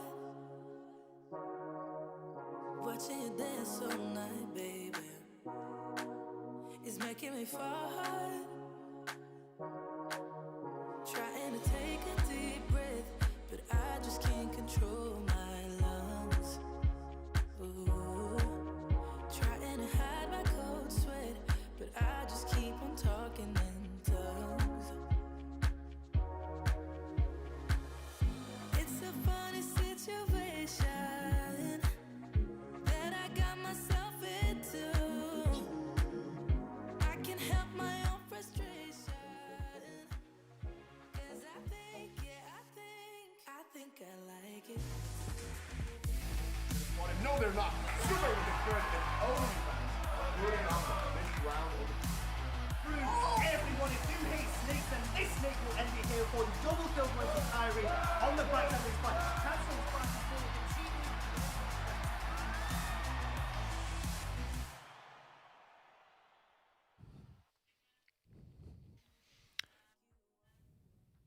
All right, hello, and welcome back to University Esports Overwatch 2 Winter 2023 Grand Finals. I'm in the dark a bit now, a bit of mood lighting for the atmosphere here for this game 3. Yeah, I mean, well, you got blue side, red side. Red side is usually the darker side and Yeah, no, join the more evil ominous side. side. Join the evil, the favourites to win it all, Warwick arguably, so I'm here to represent them today. Okay. But- Well, then I'm going for Houston. I'm best Joker Queen in Asia. I'm repping that. You gotta represent. So, we're going into a map 3 here, which will be Flashpoint. Now, I think every single time we've seen Flashpoint so far, we have gone to New Junk City and New Junk City. And yeah, no, New Junk City. It seems people have a favorite so far. We've not seen Warwick pick a Flashpoint map here, so maybe we'll be seeing something else, but New Junk City is what I'm expecting. Yeah. We'll be seeing the map here, hopefully. And it is Oh, not New Junk City. We've seen a new map. Suravasa. I think That makes a lot of sense, Warwick, with a comp they're running. Yeah, I mean, it definitely does make sense. It's very fast-paced maps, and with the team comp they're running, they want fast-paced, they want to snowball, they win the first point, they get on to the second first, they chase the stragglers, they get even more momentum and more snowball effect. It works, but so does Houston's team comp, so it is interesting again, because they both work in their own right. It just depends how they play and if they force their playstyles strong enough and efficiently. Yeah, on Flashpoint, I think I pointed out a few times that because you potentially play 5 different points that all vary pretty significantly, the differences in comps might be highlighted a bit more on certain points compared to the rest. But on a whole, Cervasa plays better into the Doomfist comp compared to New Junk City for, let's say, where it's a lot of indoors, it's a lot of close quarters for the Junker Queen to abuse, whereas Cervasa has a lot more openings, a lot more angles where the Doomfist could suddenly just fly from it and surprise you. Yeah, it's definitely a Ka-Chow kind of map where everything is just a bit all over the place, but I think that's why it's such an interesting map for the 2 team comps, because is it going to be all over the place, or is it going to be forced down to the ground and like, hey, fight us down here, we control the tempo? It seems like Warwick have had a much better time doing that, but we're going to see whether they succeed in doing that right now as we go into the game. I'm expecting to see the exact same comps as we've been seeing this entire time. It seems to be, I imagine Warwick on the Symmetra maybe to just teleport out spawn, but I don't think either team needs to change what they're doing. They've both got a map. They've both very much shown that when they're playing it well, they can win these points and win these fights. So nothing gonna have to be changed. No spice to the formula here. Yeah, they definitely do what they do well, and you know, if you perform worse by changing that, then just keep doing what you do. Yeah. Warwick, yeah, swapping the Symmetra over to a Mei last second, nothing changing here. But gonna be good on this point. I think this point has such a varying amount of coverage depending on from what angle you're looking at, that an extra Mei wall being thrown onto the point will buy a lot of space for the Warwick Angels here. Yeah, the Mei is just going to be so dominant here. It's going to create a lot of space possession and a lot of cover for Warwick to kind of chill out a little bit mid-fight. Yeah, maybe able to just split the point in half basically here. Vader Stone just poking from the side. Doomfist actually turning it back to him. Solo manages to get out, but chipped away at the Genji, but not making it out alive. Makes it out alive. Sojourn actually getting reflected by the Genji there. No lives being taken, but a lot of damage on the Doomfist. Forces him to back off, and the point goes to Houston Outlaws. Yeah, it's definitely a strong fight from Houston there. They did a good job at poking and working their way around the wall and keeping players zoned out and forcing the Doomfist into dangerous areas where they're forced to use the wall and then be able to attack again. The window does come out, and that's going to create a lot of space. And now they've got to run. They have to be very, very careful here. Tequila, yeah, again, these windows haven't been doing a huge amount of direct kills, but they've been forcing a lot of them fights to just end early by forcing Warwick to back off, for even if it is for just a couple of seconds. I mean, it's... Just look at the play that's going on right now. Genji managing to battle Doomfist up close like that, that is unheard of. That is such a risky play from Genji, but manages to make it work and gets out safely, just forcing the Doomfist away bit by bit. And Warwick just aren't really getting onto the point here. They're putting in poke, they're not dying straight away, but are they getting in? Dropped so low. Tequila gonna be there to heal him up though. Mail committed, but Lamp potentially saving a few, doesn't save 2-0, who's on the point by himself at that point. But it is on 99. So if Houston are willing to lose this point here, which we may not, actually, Made a Stone popping the Genji ult, gets pooped back by the break and ends up getting nobody, it seems. That was I respect the attempt. Made a Stone, yeah. We've seen him pull off crazier. But sadly there the break, Key Dog just with a very clutch whip shot to push the Genji away. I mean, that's exactly what Warwick won. A wasted ult, players getting straggled out and staggered on their way to spawn. It's that is how you snowball, and that's what they've been doing. And now they've pushed them up so far, using the momentum. He gets But pulled no, back. But now from May. the Junker Queen forces the mate into the team, and start this fight, one player up, gonna be holding forward. You see Warwick backing off as far as possible, but they can't back off too far. Just- the points are 99 for Houston, so if they catfish, they can just win the point here. they're just slightly too aggressive. But Doomfist zoning off half the team here. Now they can collapse straight onto the Junker Queen. Such a smart play to cut the healers off. Gonna be blocking that window now.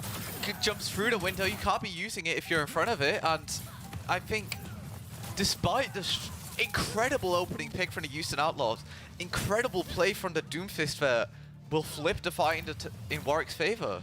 Yeah, I mean, there've been so many reverse flips and sweeps where the complete fight, the objectives have changed in seconds, and one team fight has lasted into effectively 3, and they've managed to stall it out. Is just incredible.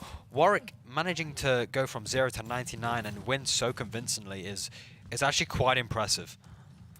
Yeah, again, it's down to this teamwork where you play with enough confidence and you trust your game plan that even if you lose a fight or two, you keep playing, and it just worked for him. Here we see point 2 opening. Mail gets tossed out, and it only catches the opposing May, forcing the ice block out. Made a stone on the point alone, split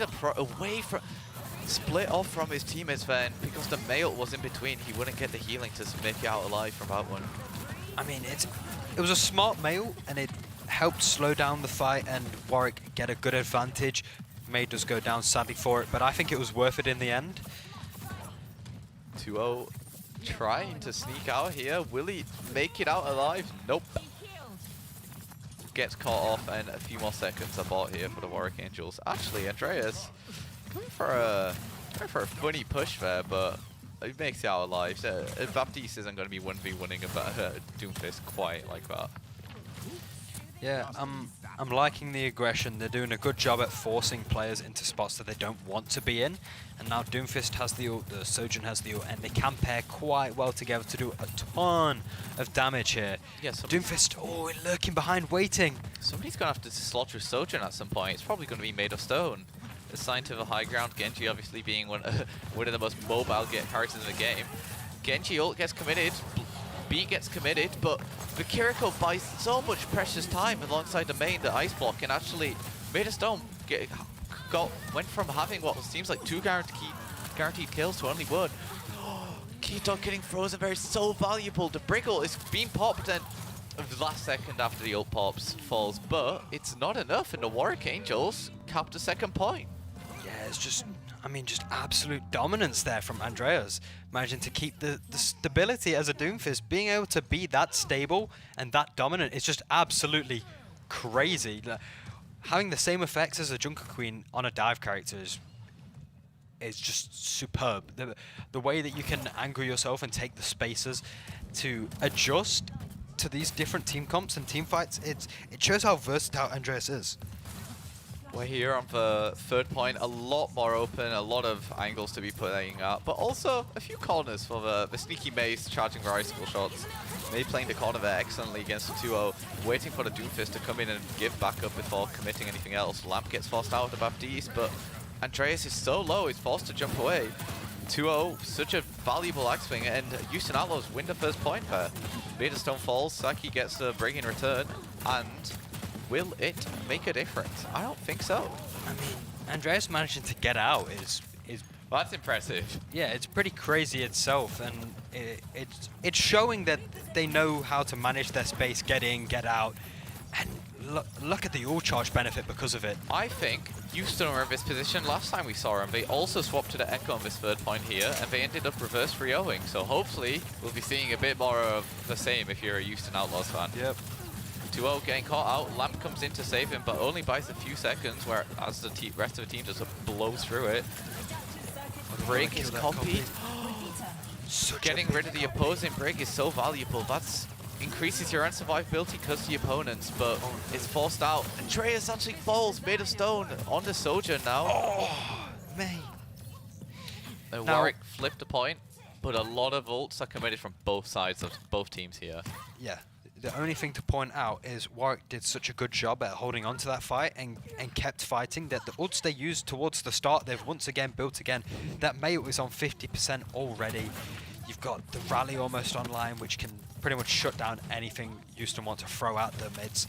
They just need to hang on for 1 or 2 fights here, and then they've got this map. Yeah, we see Houston approaching Bap and Sojourn. Maybe you could combine the two there for the deadliest Sojourn you've seen in your life. But we've seen the Bapple not get a huge amount of value so far in this series. So hopefully we'll be seeing a change of pace in that regard. Briggle is popped, so is Bap actually. The ults are coming online for Warwick here. Houston have to be ready for it. I don't think they know. There it is, Sojourn through the window, but the break very smartly backs up just before the Mei comes out. The projectile, the rail there, Made of stone. makes it through, and I think that's going to be enough to win Houston this point. You're on 81%, Warwick's on 90, so the winner of the next fight will probably win this point. And if you're Warwick, win this map. Oh no. The Mail is ready. It just depends, is the Mail going to get there in time? Mei so far away. Oh, the Doom is ready to touch. 98, 99, Doom touches, but he's alone. Is it going to be enough burst damage to break through? Not quite. Mei has made it to the point. Throws out the ult. Wall barely missing, is thrown a little too far back. Oh, and the forces Doomfist everybody ult's to a almost corner. Tequila and the Moira going to be contesting here in overtime. Moira's increased survivability, but it's not enough. Warwick break through.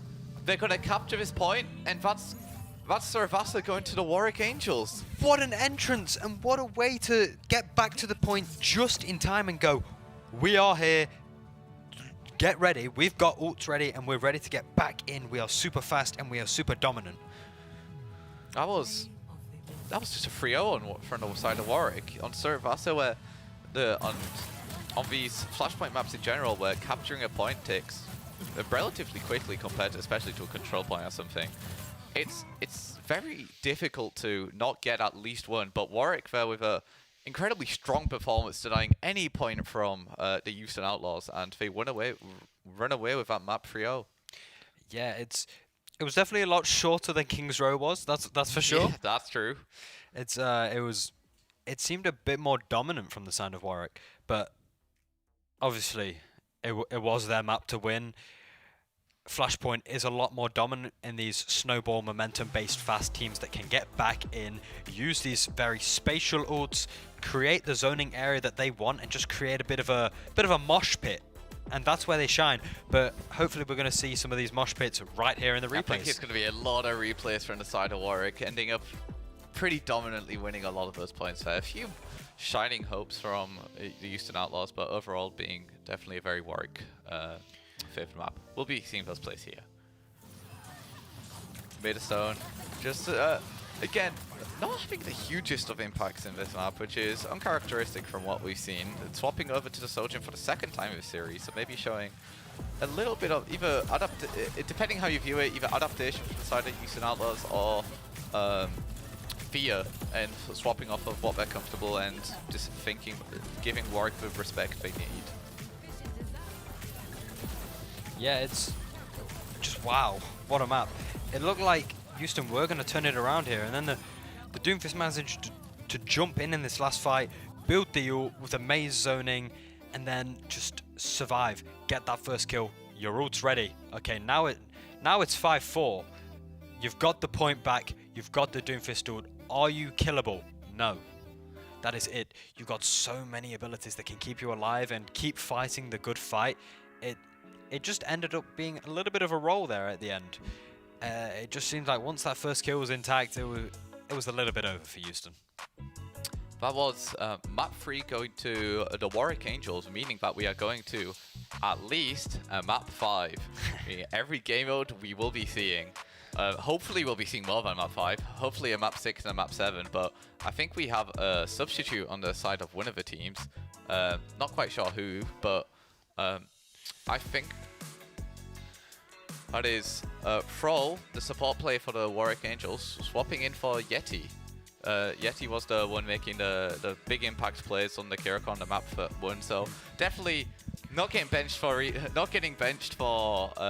underperforming. Yeah. Maybe that means getting benched for a certain play. We'll be seeing a certain strategy coming out of Warwick that we've not seen before.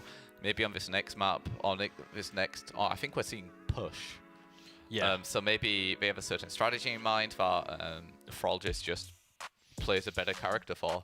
But that shows that Warwick, you know what, despite being up in the series, still respect Houston. Still respect the Houston Outlaws, and they're still gonna bring that A game and hope to play the strategy that they've, I imagine, practiced.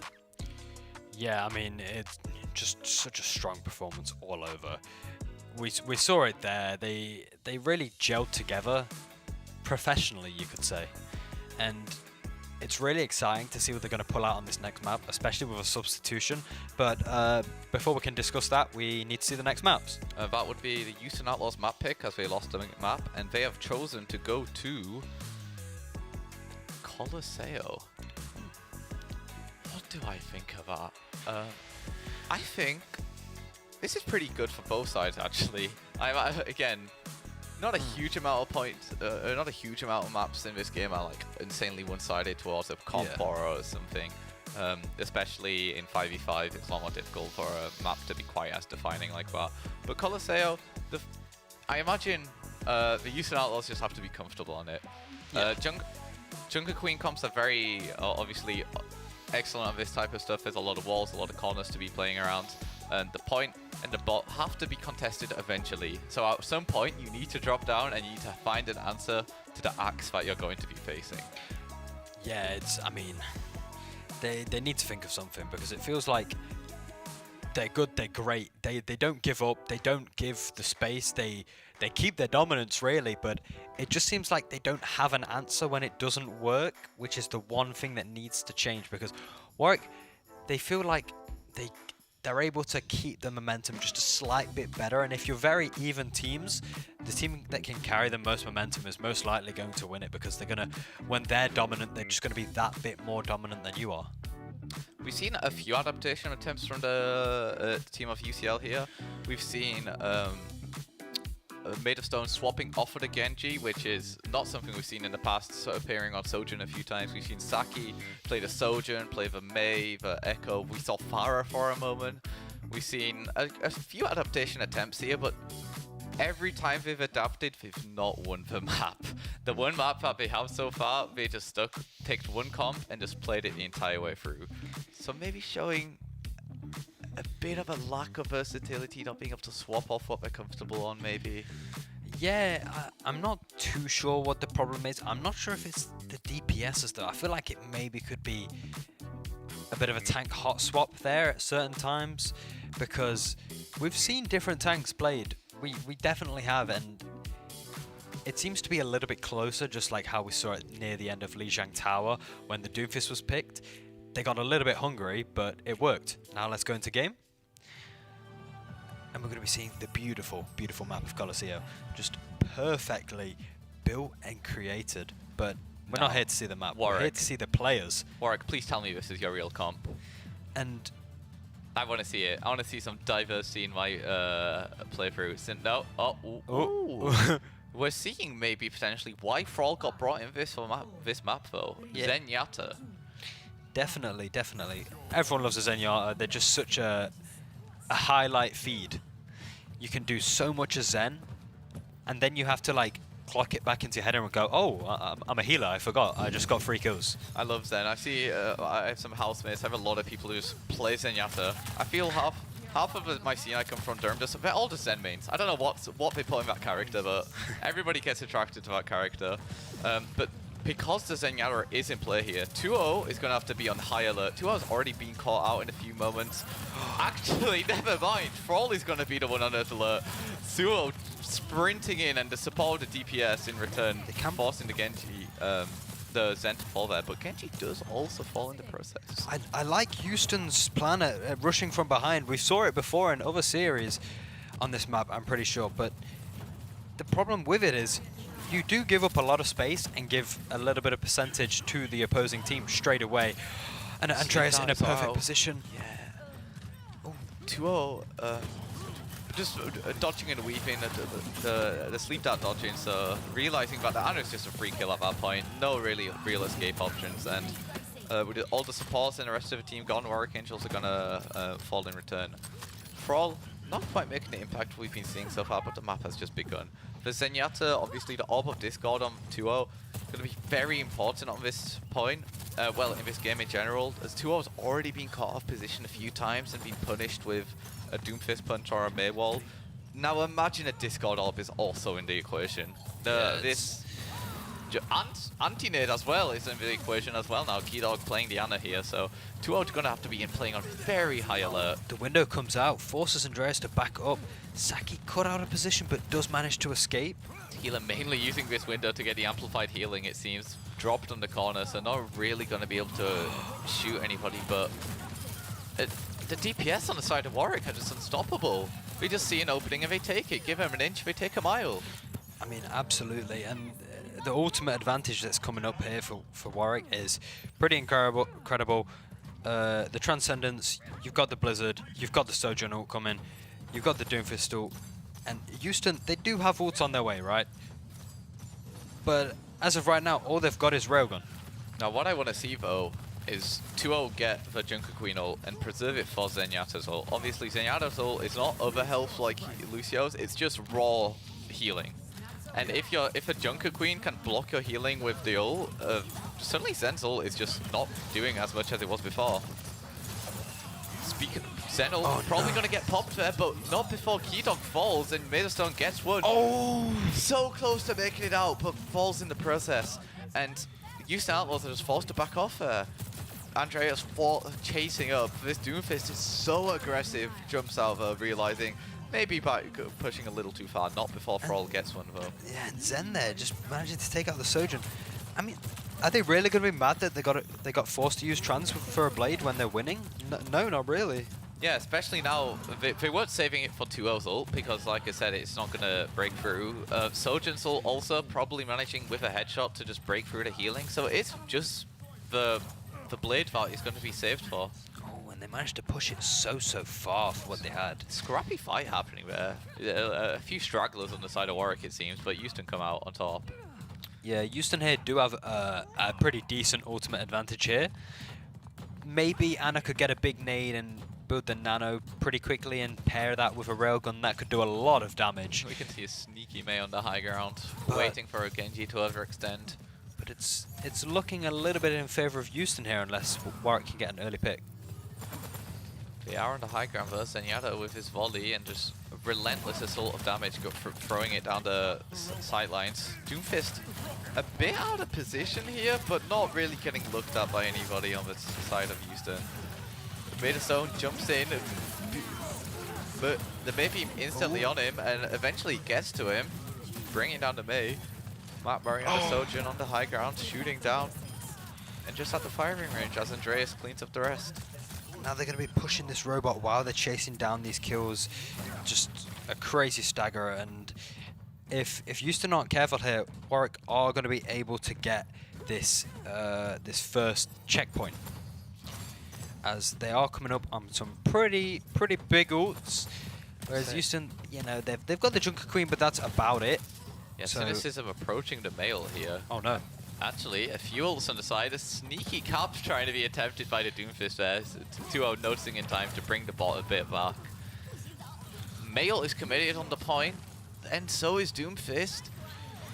Where will the Doom land? You opt to use it defensively, just retreat back to his team, but straight back into the fight, identifying Made of Stone as a weakness and punching right through that deflect. I mean, they've just picked targets there so well. To be able to slow themselves down a bit, separate the team, create a bit of mayhem on the point, and then force the Junker Queen into a bad position, slam back down and help the Mei finish her off, and then just collapse on the rest of the team and dominate. It's just such a good performance, and it's showing why they are winning in percentage. We can see that the Houston Outlaws here adapting in terms of backline. Lucio maybe for the increased survivability and for the speed, but Tequila. Oh no, the big anti. Huge anti from Keydog on the side of Warwick, getting two. Maidstone pops ult, gets one, gets Maidstone! two. Povey as well, but it's not going to be enough. Falls in return of the Mei. Lucio has increased survivability. Maybe going to chip down the Doomfist. No, makes it back to the health pack, and it's just Lucio against the world. Gonna have to... They do push everybody off the payloads. Warwick identifying that the respawns are in favor of Houston Outlaws and opting to back off. I mean, and I feel like a broken record saying this, but Warwick Angels again ahead on ultimate economy. Tequila here swapped to the Ana in the last fight or two. I imagine it's one for sleep darts for the Doomfist and two for that anti-nade for one for Zeno and also the Doomfist. It's a lot more difficult to keep a Doomfist alive if he's antied, but Nano definitely got to do the trick, keep him alive. Tequila under pressure, makes it just round the corner, but it's not going to be enough to save you from that. 2-0 also being nanoed, but not getting anybody in the process, and Warwick there just getting more value out of their ultimates and going to win that fight. Yeah. Just chasing down this Lucio Lucio has to sneaky be little careful guy, there. but makes it out alive. And they are going to be getting that checkpoint once again, just to ensure that they are getting the good spawns. And now, with not many ults coming, they are probably going to look for a slow fight here, or a very, very quick, sneaky pick. Oh no. Oh, Watch out, Made of Keydog. Stone. There's Made of Stone right there. Made of Stone opting to go for the Zen instead, but actually getting trapped in here with Saki, manages to get the Ana, but only the Ana as the Doomfist did make it out alive. And forgetting the Doomfist was behind him. Jumps on, gets the May, and this, despite Houston Outlaws being the one to commit ultimates there, Warwick come out on top. Oh, Tequila! What a not big making it stagger. out. Andreas has done such a good job at staying alive and making sure they aren't feeding. They might not be going for kills all the time and getting too hungry, but they're not dying, and that's kind of what you need as a tank. But 2-0 getting a valuable knife at actually Thrall pushing the Genji off, getting caught in the corner due to the Mei wall. Very good Mei wall from Saki there, separating the team perfectly, and 2-0 and the rest of the team managing to push off. But we have a minute 30 to try get the lead here, and that involves getting a checkpoint and then pushing it many more meters afterwards. I mean, Warwick Angels, I mean, just look at their ult charge. Both teams quite high on it, but the way that Zen saved their ult and said, hey, listen, we've got the advantage. All we have to do is win a couple more fights and hang on, really. So we've not got to worry too much and waste that Zen ult for a risky push. With a minute remaining, yeah, Houston are going to be the ones having to push the advantage. Nano Blade and Lucio is committed on the side of Houston, so the Nano Blade is going to be enough to break through Zenyatta's ult there, Transcendence, not out healing that. And Houston do come out on top, but they committed 3 ults during that fight. And I think actually, Warwick committed 2. the most impactful thing was just the kill on Ana at the end there. Warwick are going to be able to go back into a 5v4, and they've got the ultimate advantage. They're probably going to be able to stop them from getting checkpoint here because of that pick. Yeah, and we're got 30 seconds remaining, so Houston actually can't be. They want to win this fight, but they don't want to commit resources to it because they've got to win a few more fights afterwards. So not looking good for them, especially after a win like that from the Warwick Angels. Oh, Warwick. They actually opt to. No, they do opt to push them. Actually, no, they're not pushing the payload. Strategically keeping the payload further back, actually realizing that, you know, Houston do have enough time to push the payload here if they want. I mean, and yeah, it's gonna be the Genji jumping over the wall here. Less than a second remaining. Overtime is triggered, but Warwick Angels having the advantage in terms of ult here, I think. yeah. Actually, a tackle on both sides. So going to have to see who gets more value out of it. The knife getting the Mei in, but the ice block comes out before she falls. Although she does mean she has no survivability left on her. I mean, Houston have to be so careful not to go into the open here, especially with a Zen and a Sojourn against you. Yeah, Doom jumps into backline, pops ult, and gets the killer in the process. That's the survivability of the Houston Outlaws dramatically hurt. 2-0 gets taken down with ult. Also falls. It's just not going to be enough. Made of Stone is not going to be breaking through. Keydog pick is valuable, but not valuable enough. And the Warwick Angels go 3-1 up against the Houston Outlaws on that push map there. Goodness. 3-1 to Warwick. Just such a strong performance in that map as well. It seems like these open area maps where stuff can happen quite quickly and not be slowed down, it seems like Warwick are really taking a big advantage and playing their game here. There's an Nano Blade. It's a flashy play, but it wasn't enough to win the map. And yeah, the Warwick Angels, that's a very valuable very valuable map win as they are now just win away from winning the entire series. If that went in favor of Houston Outlaws, it'd be 2-2. One of them still has to get 2 more wins to win, and it's a lot more set. But now, Warwick are in such an advantageous position to run away with this series. Yeah, I mean, you've got to say it. Warwick have just played better that game. Yeah. They have played their space better. They've saved their rules for when they need them specifically, even though they might not have worked out the best way that they could have done. They've saved them efficiently and been doing what they should be doing, because it seems like maybe Houston played it a little bit more like, we've got to get the kills, we've got to win the game, whereas Warwick, they just seem like, okay, we're just going to push this. Like, we might lose this, but we're just going to get a cheeky bit of push in, so when you do kill us, you're going to be set back a bit. But let's take a quick look back at the replays. We'll be seeing why Warwick won that map. We'll be seeing why they're in such an advantageous position to run away with the series just on the next map pick. Houston, sadly, not managing to close that one out. 2-0, obviously, we know, best Junker Queen, Asia, we've heard it, we've seen it, but not being enough here in this map, and the Doomfist making such an impactful difference on the side of Warwick. But I think it's not just that. The Mei has been providing so much value for Warwick. Thrall there, the Zenyatta specifically for this map pick, making it a much more difficult time for Warwick as well, especially with a Doomfist. You just jump onto a discarded target, there's not a lot you can do about that. Yeah, it seems that Warwick have really found the perfect team comp to just absolutely destroy Houston here, because the Genji has to be so careful with the dives going in, the Lucio has to be careful wall riding, and wherever he's going he has to be very, very careful. Junker Queen is just absolutely lost against this team comp. The Sojourn on the high ground beaming, the Mei walling her off, Doomfist punching, the nades and the discords, it's just all so oppressive for Junker Queen. It's can she deal with it? And it's looking like maybe she can't. Maybe there needs to be a switch, or maybe they need to force these oppressive characters off them so that Junker Queen can be free to roam and do whatever Junker Queen does. But we'll be going to a break now before we go to hopefully not our last map, but the series are currently 3-1 to the Warwick Angels, and we'll be seeing you after the break. I think I like you. I think I like you.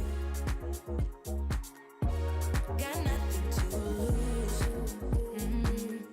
'Cause I think I like you. Tell me if you like me too.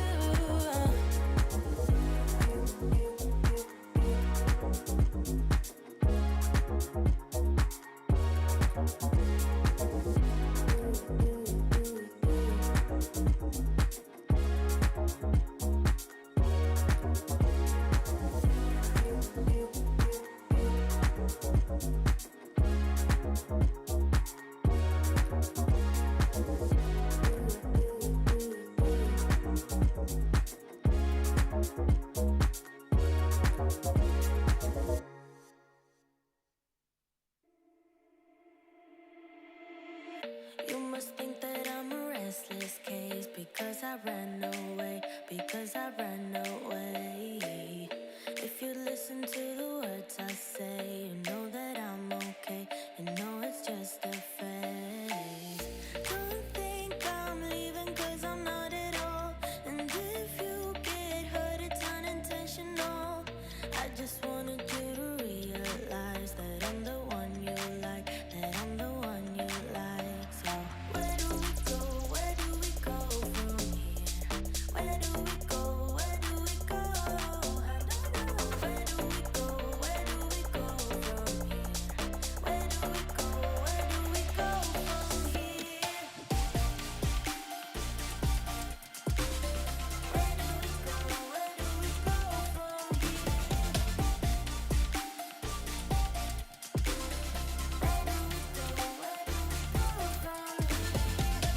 Baby, I've been busy missing you. Say, have you missed me too? Say, have you missed me too? Was this intermission good for you? Yeah, was it good for you? Or are you just confused? Don't think I'm leaving 'cause I'm not at all. So if you get hurt, it's unintentional.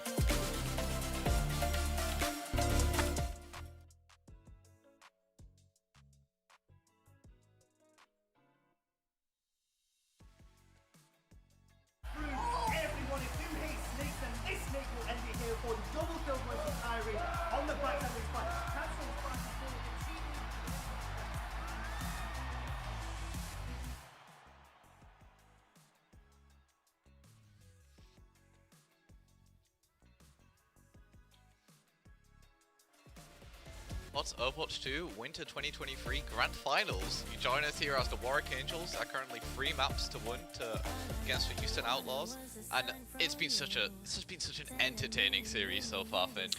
Yeah, I mean, the first 2 maps were a lot closer, and they did take us to beyond our expectations. Absolutely, just dominating in their own rights in every single aspect imaginable.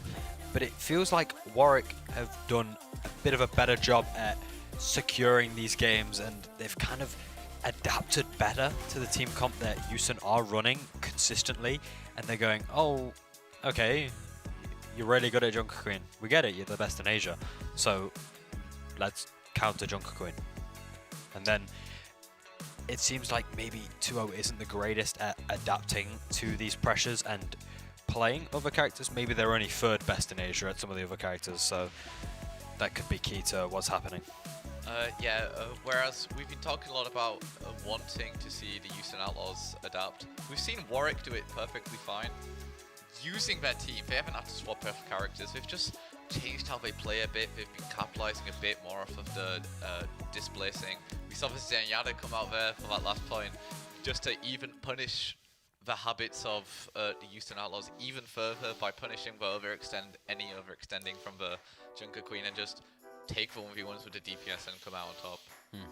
It's just like, all I can really say is wow. Like, both of these teams have just been absolutely great. Even though Houston have been struggling a lot more in these last 2 games, they have still been putting on such an entertaining match and such a good fight.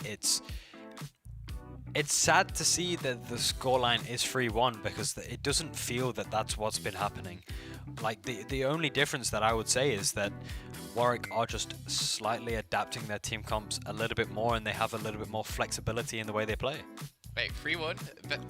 It's not the series hasn't ended yet. Houston Outlaws are still interesting, can definitely still bring this to a map 6 or 7. However, it seems that Warwick, considering the last time they played, Houston came out on top 3-2. Warwick have gone away, done their homework.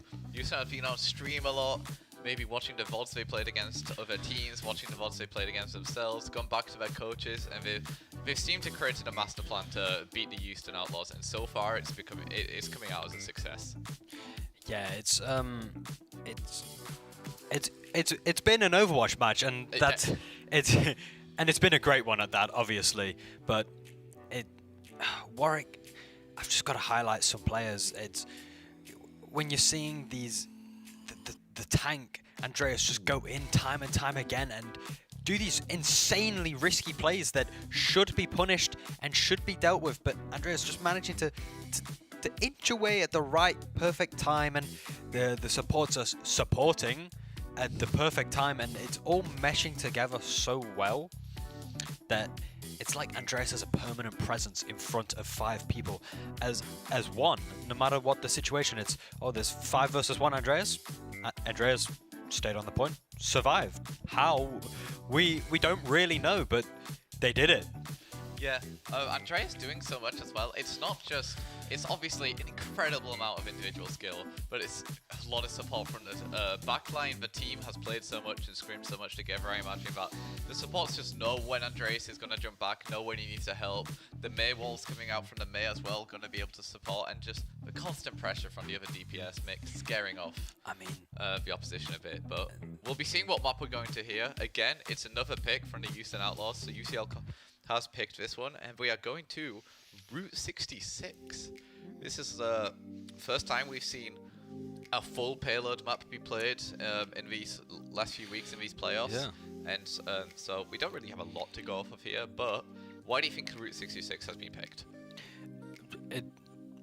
Based off the knowledge that we've seen, based off the knowledge that we've seen no payload maps in these streams so far, I would say they think it's a pretty cool map, because it is, but obviously forget the jokes, it is such a good map for, the problem is it's such a good map for both of the team comps, and that's the bit that stings. Both of these team comps that they play are kind of reversible in that all of the maps that their team comp works on, the other team comp works on as well, just in a completely different playstyle, and it's who can kind of force the tempo of the match and play their style the way they want dictates it. And maybe Route 66 is a map that they're comfortable on and pretty good at forcing the tempo. So I'm excited to see what we see from both teams, because during these playoffs we haven't been seeing payload at all, so we haven't seen Route 66. During the practice and run up for this for the past week, we've been able to, I guess, know what's going to be played, and we know that payload is a possibility that will come to. But it's a bit on the end of the series, so maybe if we've put a little less attention into it, hoping to win at the beginning and not need to go this far into the series. So I'm just looking forward to see how well practiced both teams are on this map, because they have good reasons. They have good reason to practice it, because they knew for a week that this is a possibility. But also, since it's not been an option for the past month or so, maybe they've put it a bit on the side and they've not given it the effort it respects. yeah, it's definitely a map that wouldn't show up very often, so it's understandable if they've not practiced it too much. But then again, it's like, you know, the threat's there. The map can always show up. So if you're not ready for it, at the end of the day, if you fail to plan, you plan to fail. You need to be scrimming these maps that you might be forced onto. So I'm hoping that these teams have left no stone unturned and really just put on a very good performance and know the map. And you know, maybe I'm rooting for Houston here, but I want to see this dragged out and a little bit closer in this next map. Hey, we're in the grand finals. I want to see as many games as we can. A map 7, hey, a few draws, we go to a map 8. It's possible, but sadly, we'll have to a few more games will have to be played until we approach that point. It's going to be very difficult to get a draw on an Escort map. So we might have to we might just have to hope for 7 and not get too ambitious with it. We're seeing the floating truck of Azkaban here. The home place of Cole Cassidy here, Ash as well, stomping grounds. I don't think we're going to be seeing either character during this series. Echo maybe, you know, made an appearance, and on the Houston Outlaws has made a few appearances. Definitely a cameo on this map. But look how far forward the Houston Outlaws are playing, fighting in this train here at the beginning. Oh no! Surely not off the point. That's what Tequila goes flying off the point. The others managed to make their way back, but Andreas! The punch is just so valuable. Just absolutely crumbled Houston. What were they doing there? Such a risky position to start your match on, which, fair dues to them, you win or lose a fight there, you're not losing much because you probably get back to the same point as where you'd be holding the first choke anyway. But still, on top, that is such a risky place. Playing so far forward, we've seen it before, but it's usually in the train where we're not at risk of dying to a Doomfist, but you'll take damage, you'll hit the wall, but you're not going to go flying off the point like that. And thankfully they held so far forward that they're going to have a second fight here. Lovely boot from Hovey there to displace the Doomfist, and it actually ends up in a kill. 2-0 now has relative free reign to hold forward. No Doomfist punch to slow him down, but gonna just instead opt for positioning and try to take the high ground instead. I just want to divert your attention to something. Because of that early kill for Doomfist, the Doomfist is on 73% ult charge already. When you boom somebody off the map, the entire damage is yours. That's the entire HP is to you, and no healer can profit off of that. It's just your kill. But Andreas identifying just a made of stone standing alone on the top of the petrol station and just falls. Saki, however, doesn't care. You know what? We're gonna hold forwards. 2-0 are still alive. Not anymore. And neither is Saki or Tequila. And despite a hero attempt from Saki, the Warwick Angels push forwards. Yeah, you've got the blade almost ready. The Doomfist ult is almost ready, and there's nothing on the side of Houston that they'll probably get quick enough to recontest with.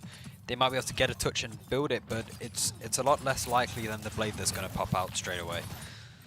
Blade on line. Made of stone gets Genji diffed. Oh, you don't like to see that here. And the entire fight is going in terms of Warwick Angels. 2-0's alive, Saki's alive, but neither are going to have enough HP to turn this fight. And they're just cleaning up here on the point. It's a bit, you know. Show some signs of life, please.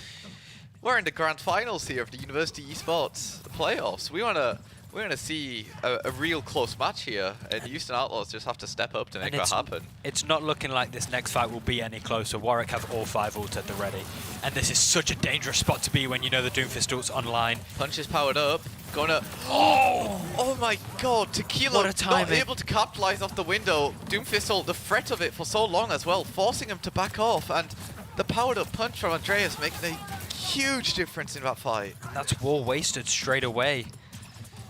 Made of Stone is trying to build that blade, but having not a great time with it. Yeah, Cynicism beat him to it long ago.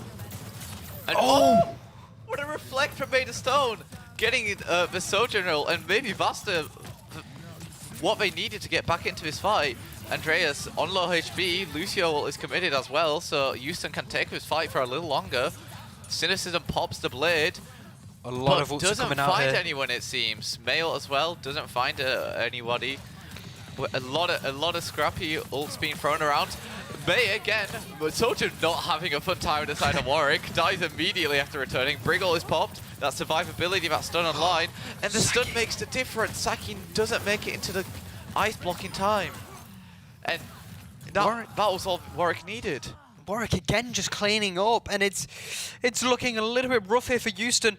All they've got is blade. Can they even recontest this point? I don't think so. Andreas is now there, ready to block any contest that's even attempted.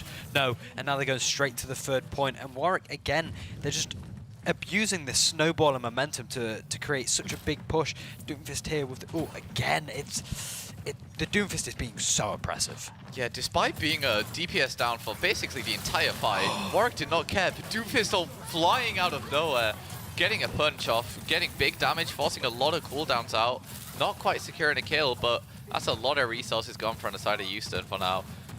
Doomfist taking the cover, but distraction Doomfist is causing, giving so much space for the Sojourn. Made of Stone jumps in, gets one, gets two. Just looking for a 3rd. Doesn't quite find it with the blade, but maybe the follow up, yes, and gets out alive. Oh, no, he doesn't. No, he doesn't. Doomfist with a slam to secure the Not kill, another. and Lucio as well. Slippery guy, we've seen him make it out of these alive, but not that time. Not this time, no. And the blade is almost ready. The Doomfist is making its way there already again. I mean, we're going to be seeing the railgun soon, and if the Kiriko is pumping in those heals, they're going to have a rush as well. On the side of Houston, they have got a beat ready soon. They've got a Blizzard, they've got a rush as well themselves. So it's going to be a very clashy fight soon if it's dragged out.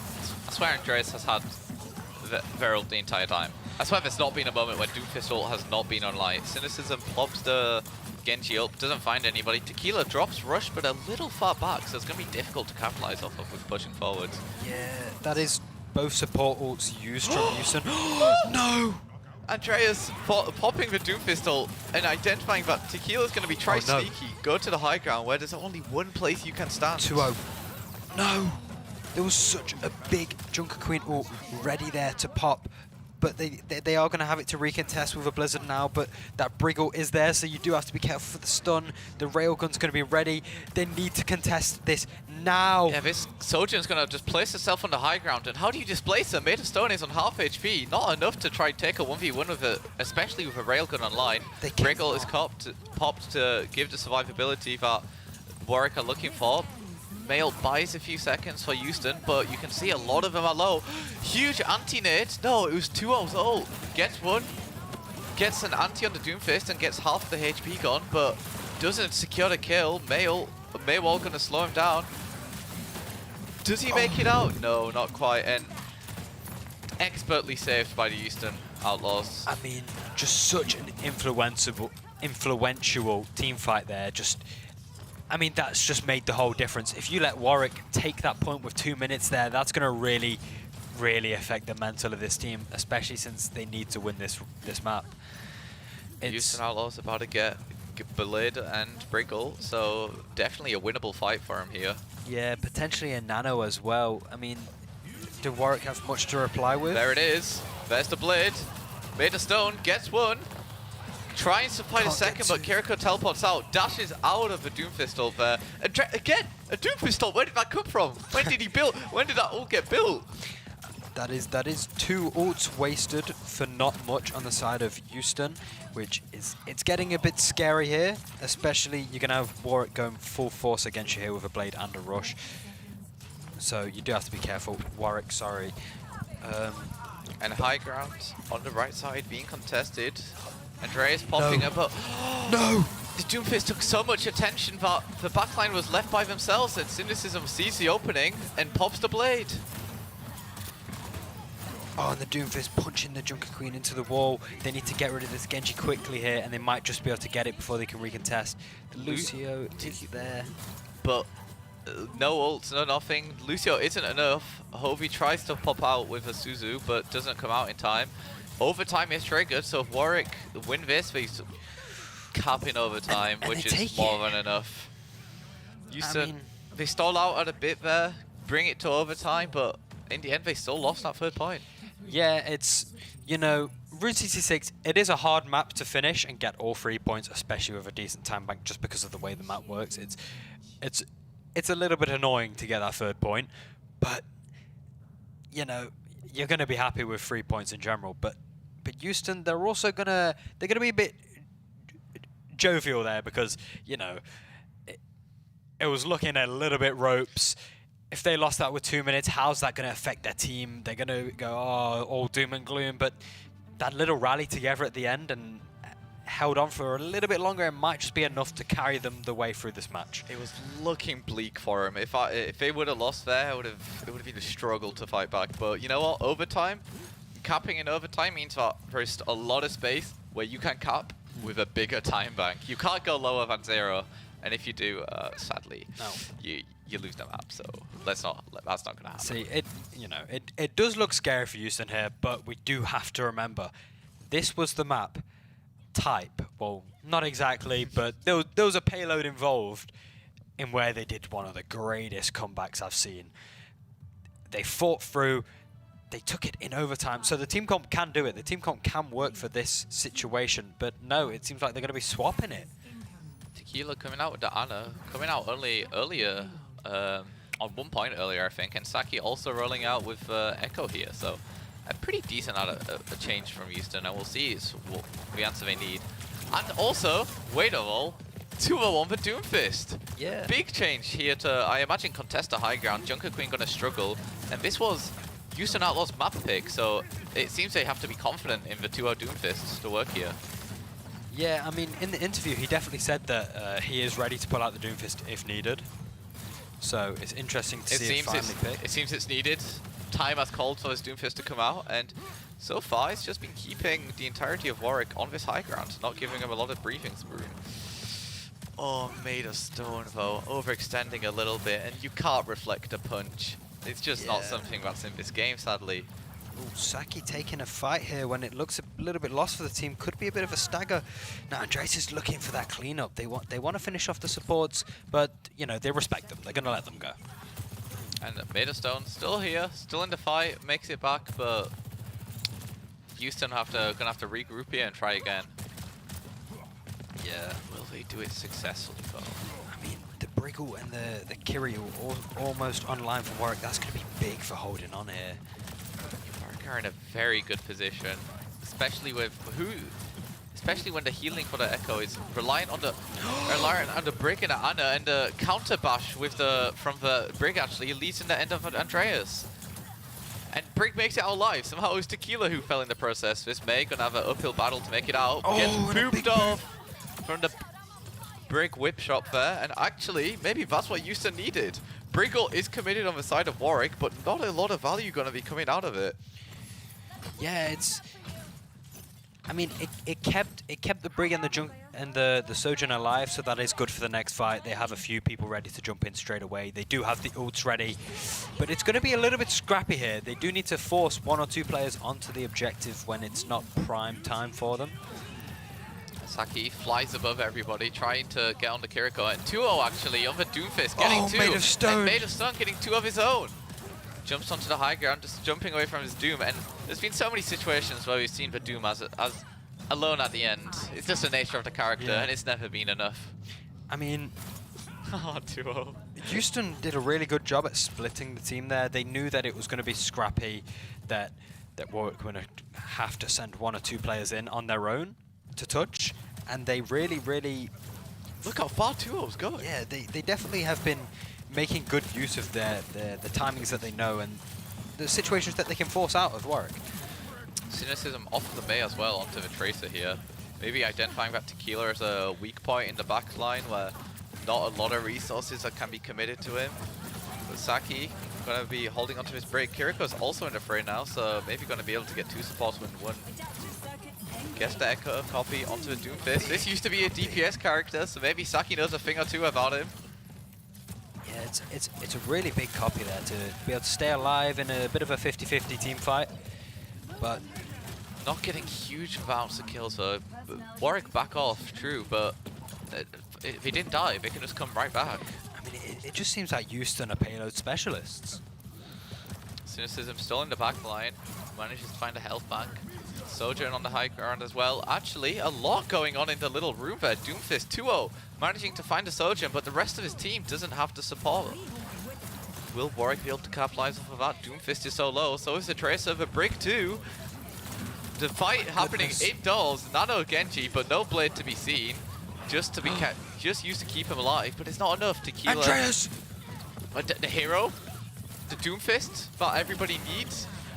Cynicism of recalling to get back onto the high ground. Tequila falls to just Sojourn, and No way! Warwick, despite being so low and losing so many people, just Andreas buys enough time and the DPS create enough space to just win that fight.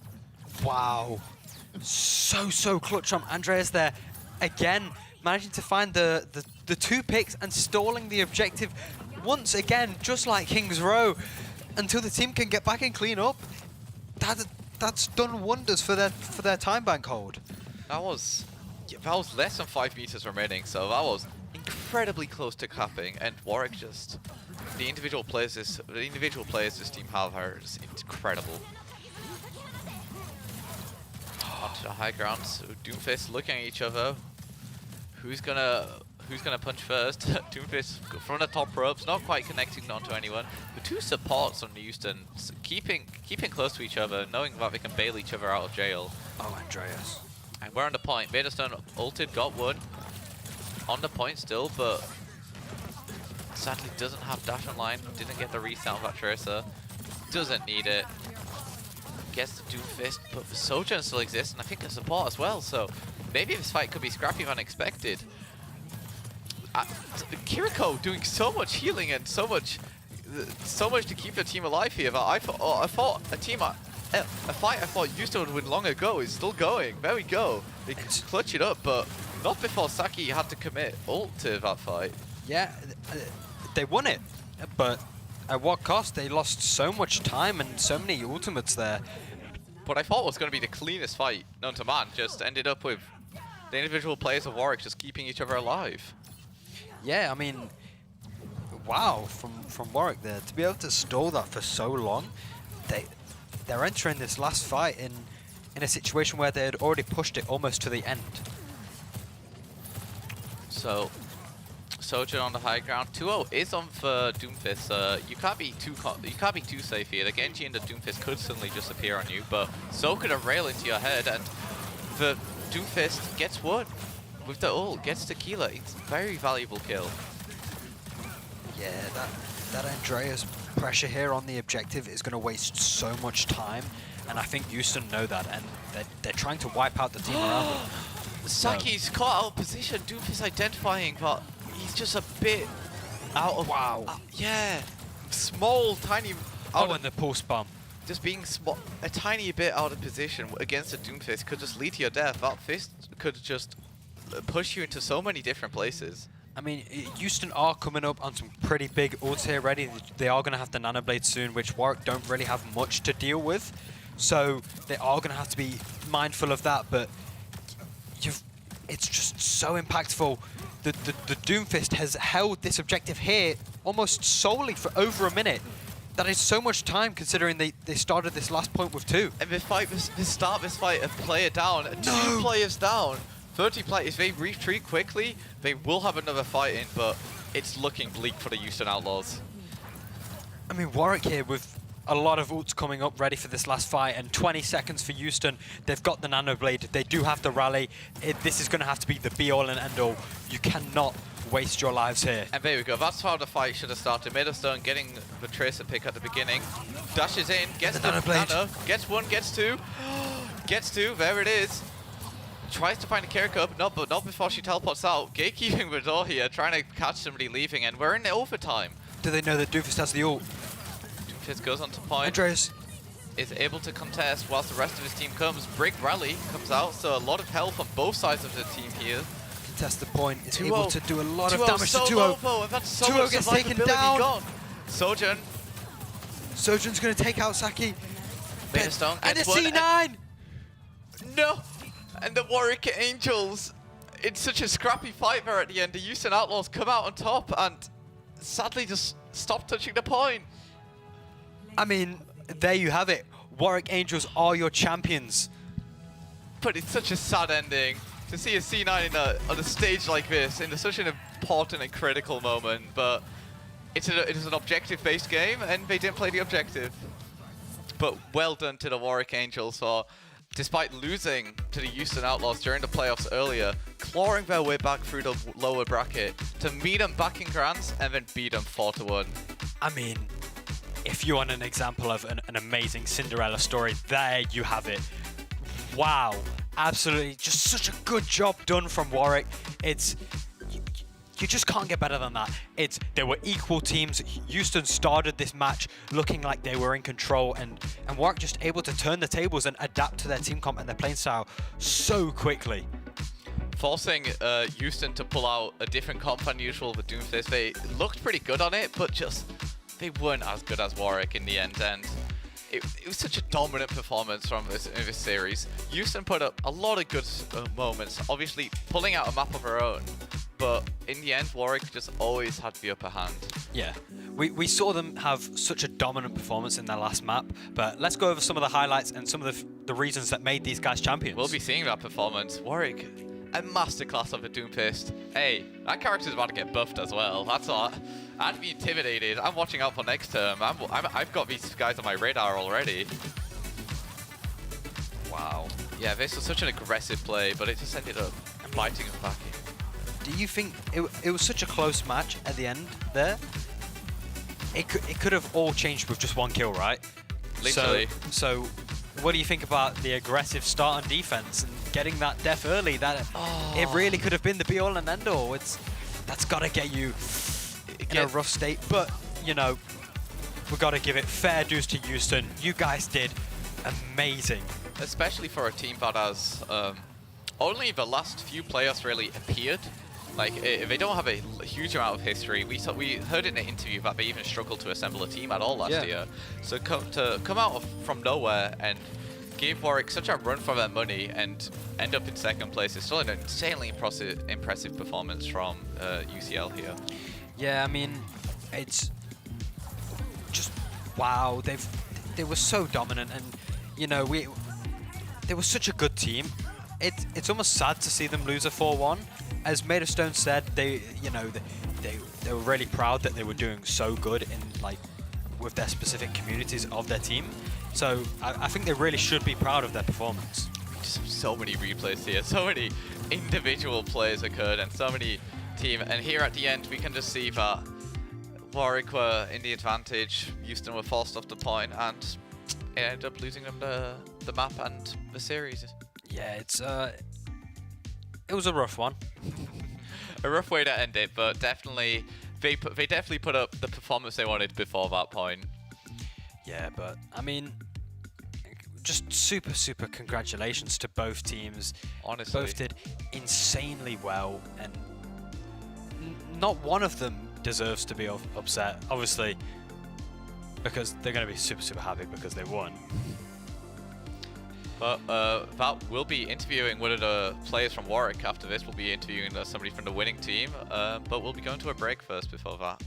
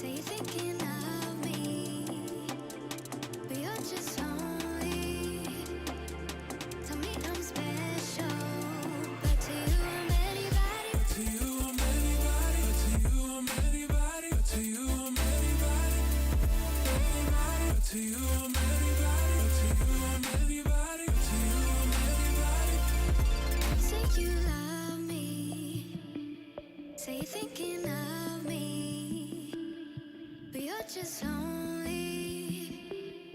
To me, I'm special.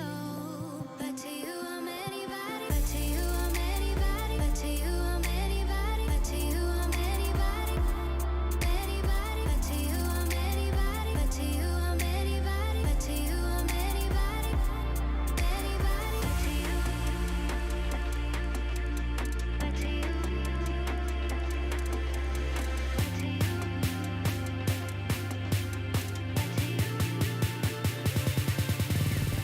To you, I'm anybody. To you, I'm anybody. To you, I'm anybody. Anybody. To you, I'm anybody. To you, I'm anybody. To you, I'm anybody. Anybody. To you. To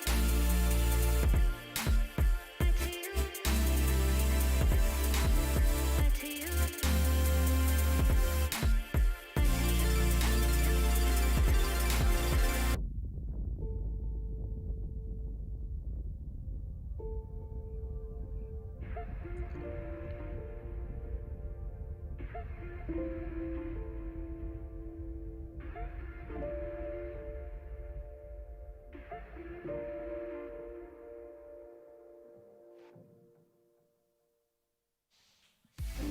I know they're not super good friends and only fans rooting on them this round of the Everyone, if you hate snakes, then this snake will end it here for the double kill versus Irie on the backside of this fight. Cancels back and forth, continuing.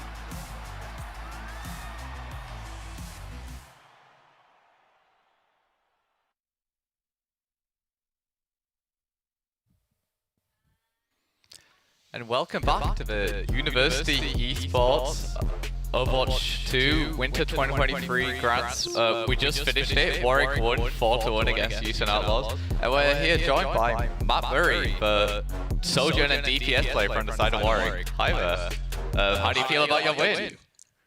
Very, very happy. I was a little bit nervous going in after we lost to them 3-2 in that very first round. But we pulled out the losers bracket run, and I think everyone just played on another level today. And I think the coordination just all came together. Yeah. Well, we can see that you're very smiley. So my first question is, how does it feel? Oh, it feels amazing. I was so pleased to have won. I think the rest of my team, they're all incredible, and I'm just glad that I was able today to just sort of match them and make sure that we got that win. But we will definitely be celebrating tonight. Good to hear, good to hear. What do you think you did differently compared to the first time you played them? Obviously, they were the lower seed, they ended up knocking you into the lower round. You clawed your way back, and you put up a masterclass on the Doomfist comp, it seems. So what changed between now and 2-3 weeks ago? First played them, we weren't expecting it at all. Their new Junker Queen player, who's Duo, he's an incredible player, and we just didn't see it coming, really. We hadn't played them at all throughout the rest of Swiss, and so just coming in, it was a big surprise. I think I have to give huge props to Cager, our coach. I think he helped us so much in understanding how to beat the comp and what we need to do. And yeah, I think that was the best thing for us, just working out sort of we need to position a little bit better, use those high grounds, which I tried to do, and make sure we force out 2-0 as much as possible, because he really was the hard carry of the team. Yeah, I mean, clearly he was just an absolute dominant player, but you guys seem to have your own thing going, and you mentioned your coach. Now, I want to ask you a little question about your coach. What inspired the cosplay-based VOD? I think Cager is, he likes to experiment. He likes to entertain us, I would say. And I think when he wears some of those interesting costumes, it kind of counteracts with his harder way of coaching. So it makes us feel better whilst we're getting shouted at a little bit. It equals down to a good time overall. Yeah. The Doomfist did an incredible good job at, I feel, displacing 2-0. You mentioned that the coach identified as 2-0 as a kind of a spot you should be punishing. How would the comms look like in a situation like that? When do you realize that, oh, it is now time to click the buttons to punish the Junker Queen, which is about to be put out of position or walled off or something like that? I think something that we talked a lot about is our poke, sort of playing back, waiting a little bit, wait for them to use their abilities, in particular the Jungle Queen shout. And I think it's just waiting for J9 as well to get one of those walls that he was really good at getting. And then it's just sort of collapsing on them from there. But he was the main threat we felt, and then once we take him out of the equation, it's pretty much clean up from there. They are all great players, but I think the Jungle Queen brings it all together. And without that, it's sort of just a group of players rather than the team. Was there anybody specifically making the call for that situation, or was it just a team effort to identify it? I think comms today were crazy. I think everyone was sort of shouting and screaming. I hope my flatmates are okay with that. But yeah, they're great. It was just really interesting. It was really new as well to sort of speak so much and be so active. But it wasn't one player. We all just sort of worked together. J9 is the loudest. Doesn't mean he's the rightest, but there we go. All right. Yeah, I mean, absolutely congratulations. What a victory and what a dominant performance. Is there anybody you want to shout out specifically? You mentioned your coach, some of your teammates. Anybody behind the scenes maybe, or somebody specifically on your team today that you want to give a shout out to? I think the whole team played another level. Andreas is now like top 25 in Europe on Doomfist. He was telling me today he's the #1 Doom player, so you know he is as good as it gets. Hey, I'll believe it. Yeah, honestly, he is a different breed. He really is. I think the whole team's played amazingly. I'd like to shout out everyone who was watching for us. We had a little watch party going on at Warwick, so hi everyone. And yeah, hopefully we keep the support going into spring as well, and we can sort of come back and do it all again. If you keep that momentum, I think the other teams are going to struggle to slow you guys down. But that was great to hear. Any last points? No, just absolutely congratulations. Keep the momentum into this next split like you kept in the games. It was just absolutely incredible. Thank you so much. Thank you. Yeah, thank you, Matt, for coming on. It was great to have you on and see just how happy you are for this win. You can really see you can just see how incredibly proud you are of just your performance and that set right there. So proud of the team, and it's been a long day for me. So to sort of finish it on a high is really, really good. Thank you for coming on. Great to have you. But I think that means as well that will be wrapping up the entire playoffs here. Yeah. That was grand finals 4-1 for Warwick against UCL. And how do you think the entire playoffs went? I mean, it was amazing. It was just so entertaining, start to end. The teams just kept it so alive for us to cast and watch over and talk about.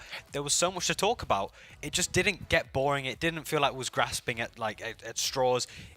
It really was as entertaining as we try and make it out to be every single time. And we've loved doing it. I've loved casting with you, and it's been a really, really great split.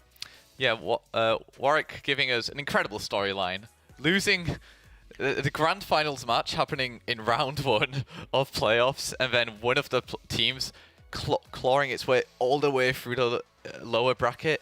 It's insanely impressive. Lower bracket, you have to play so many games to make it back to grand. So that is just an incredible storyline from Warwick. Congratulations on doing that. That's a lot of matches you have to play to get there. So incredibly well done. They seem to do it in a very dominant fashion as well. And yeah, I just want to thank everybody for watching. Thank you for University Esports for letting this happen. I am here in a studio commentating Overwatch, so I'm living a dream. I don't know about you. Yeah. I mean, it just doesn't get better than this. This is amazing. Everyone watching is amazing because it's such a great community to be a part of and especially work with and work on. We are talking to you currently as uni students to other uni students competing. That is such a wild feeling going from someone who did compete. In this position, it's such a momentous achievement. It really just doesn't get better. So yeah, thank you to Confetti for building we're in and the organization. We're currently in their studio and we have a whole production team working on their setups as well. Thank you for University Esports for making it happen.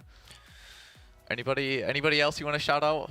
Of course, the Newell for being the figureheads of it, but just everybody, especially that You got to shout out to the producers who don't make it to today. They were amazing.